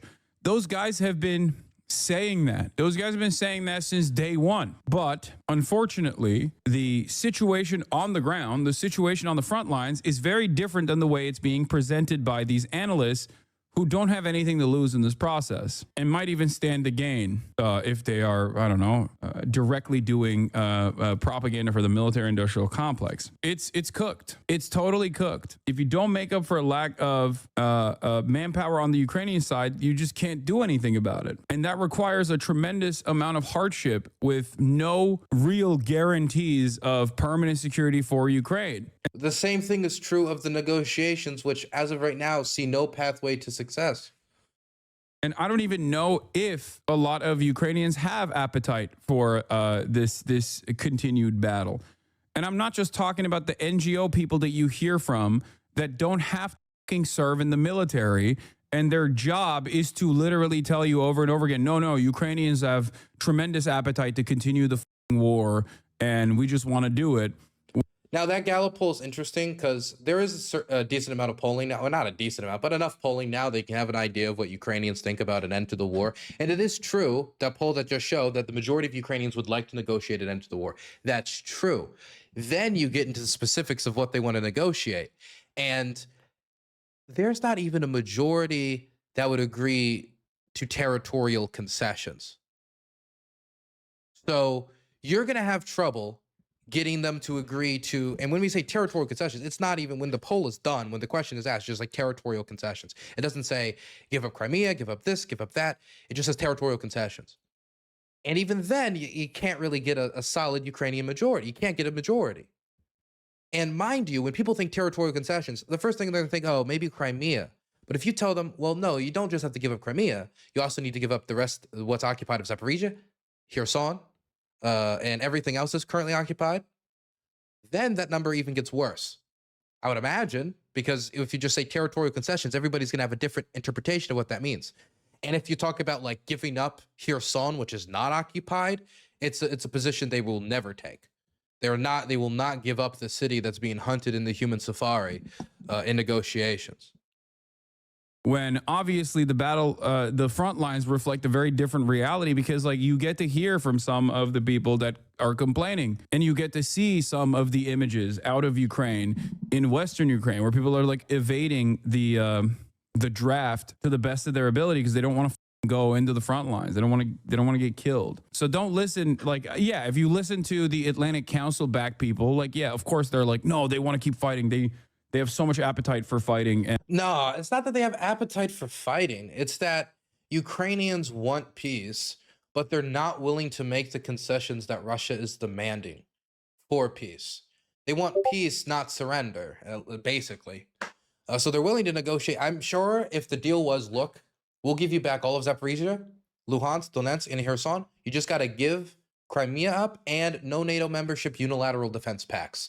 I think there's a good chance the government would take that deal, because they concede something, you concede something. Look, we don't join NATO if you give us some territory back, fine, but we got to keep Crimea. That's like negotiation process that I think you might be able to get a majority of Ukrainians to agree to, you know? But if you tell them that you need to listen to Russians' maximalist demands, then it's totally different. And so, yes, the majority of Ukrainians want to see an end to the war. I want to see an end to the war. This war is horrible. It's horrific. I don't want to see any more elderly people dragged out of nursing homes, bombed. It's horrible. You know, there's things I wish I didn't see. But it's not as simple as just, I want to end a war, press the end war button. They were invaded. They didn't choose to start the war. And anyone that tells you like Ukraine is experiencing like desertions or corruption in the front lines is lying to you. They're like a paid Russian operative or whatever. Yeah, there's their job. They don't have to serve. They have exemption. So they get to make this argument to the West, presenting a false reality and deluding them into thinking that there is still, without making severe changes, there's still a way out of this. Okay. One last thing. Okay. One last thing. I'm going to, because we got this done now, I'm going to round up Hasan's score. Some might not agree with that. Some might say that's being too. I'm going to round up his score. Again, we said we're going to be as generous as possible. We have the final score. The score is 6.5 to 4.5, getting him at 59%, rounded up 60%. A passing grade, a D minus. Now, I imagine to many of his fans, that sounds pretty bad. And considering the things that I wanted to see changes on, like, hey, the great off-ramp at the start of the war and stuff like that, I think that's where a lot of the negative points came from. I really wanted to see the change on the Boris Johnson stuff. I didn't see that change. I didn't expect him to say what he said about, weapons shipments. I'm sorry about the Discord notifications. I didn't expect him to say that. That was pretty bad. But the thing that made him go from before, at the start of the war, which would have been like, I don't know, maybe he got 1 point or something, maybe 2, of like, I don't agree with the invasion, that would basically be it. This is still like a massive improvement. It doesn't sound like an improvement. D minus doesn't sound like an improvement. Still, in comparison to what I would have probably scored him at the start of the war, a D minus is a passing grade. Like that's the type of grade, I'm rounding up to let him pass my class so the next teacher has to deal with him, right? But that's still an improvement. He still needs to fix his knowledge on the Boris Johnson peace deal and whether or not Ukraine demilitarizing is sensible. I think he needs to reshape how he talks about, weapon shipments and what that would have done. And most importantly, I need to know what his position is on whether we increase aid to Ukraine if the Russians are not willing to see reason, or if we just keep it where it is. Because if we just keep it where it is, that's how you drag the war out longer and longer and longer. And I don't think Hasan wants that. And so he needs to clarify that. So 60%, D minus. Congratulations, you passed. Kind of. Improvement is what you want to see. Look, I didn't expect Hasan to transform overnight, but also the Ukrainians don't have all the time in the world to wait. Okay, 1 second. Vadim wants on now. So I think we're ready.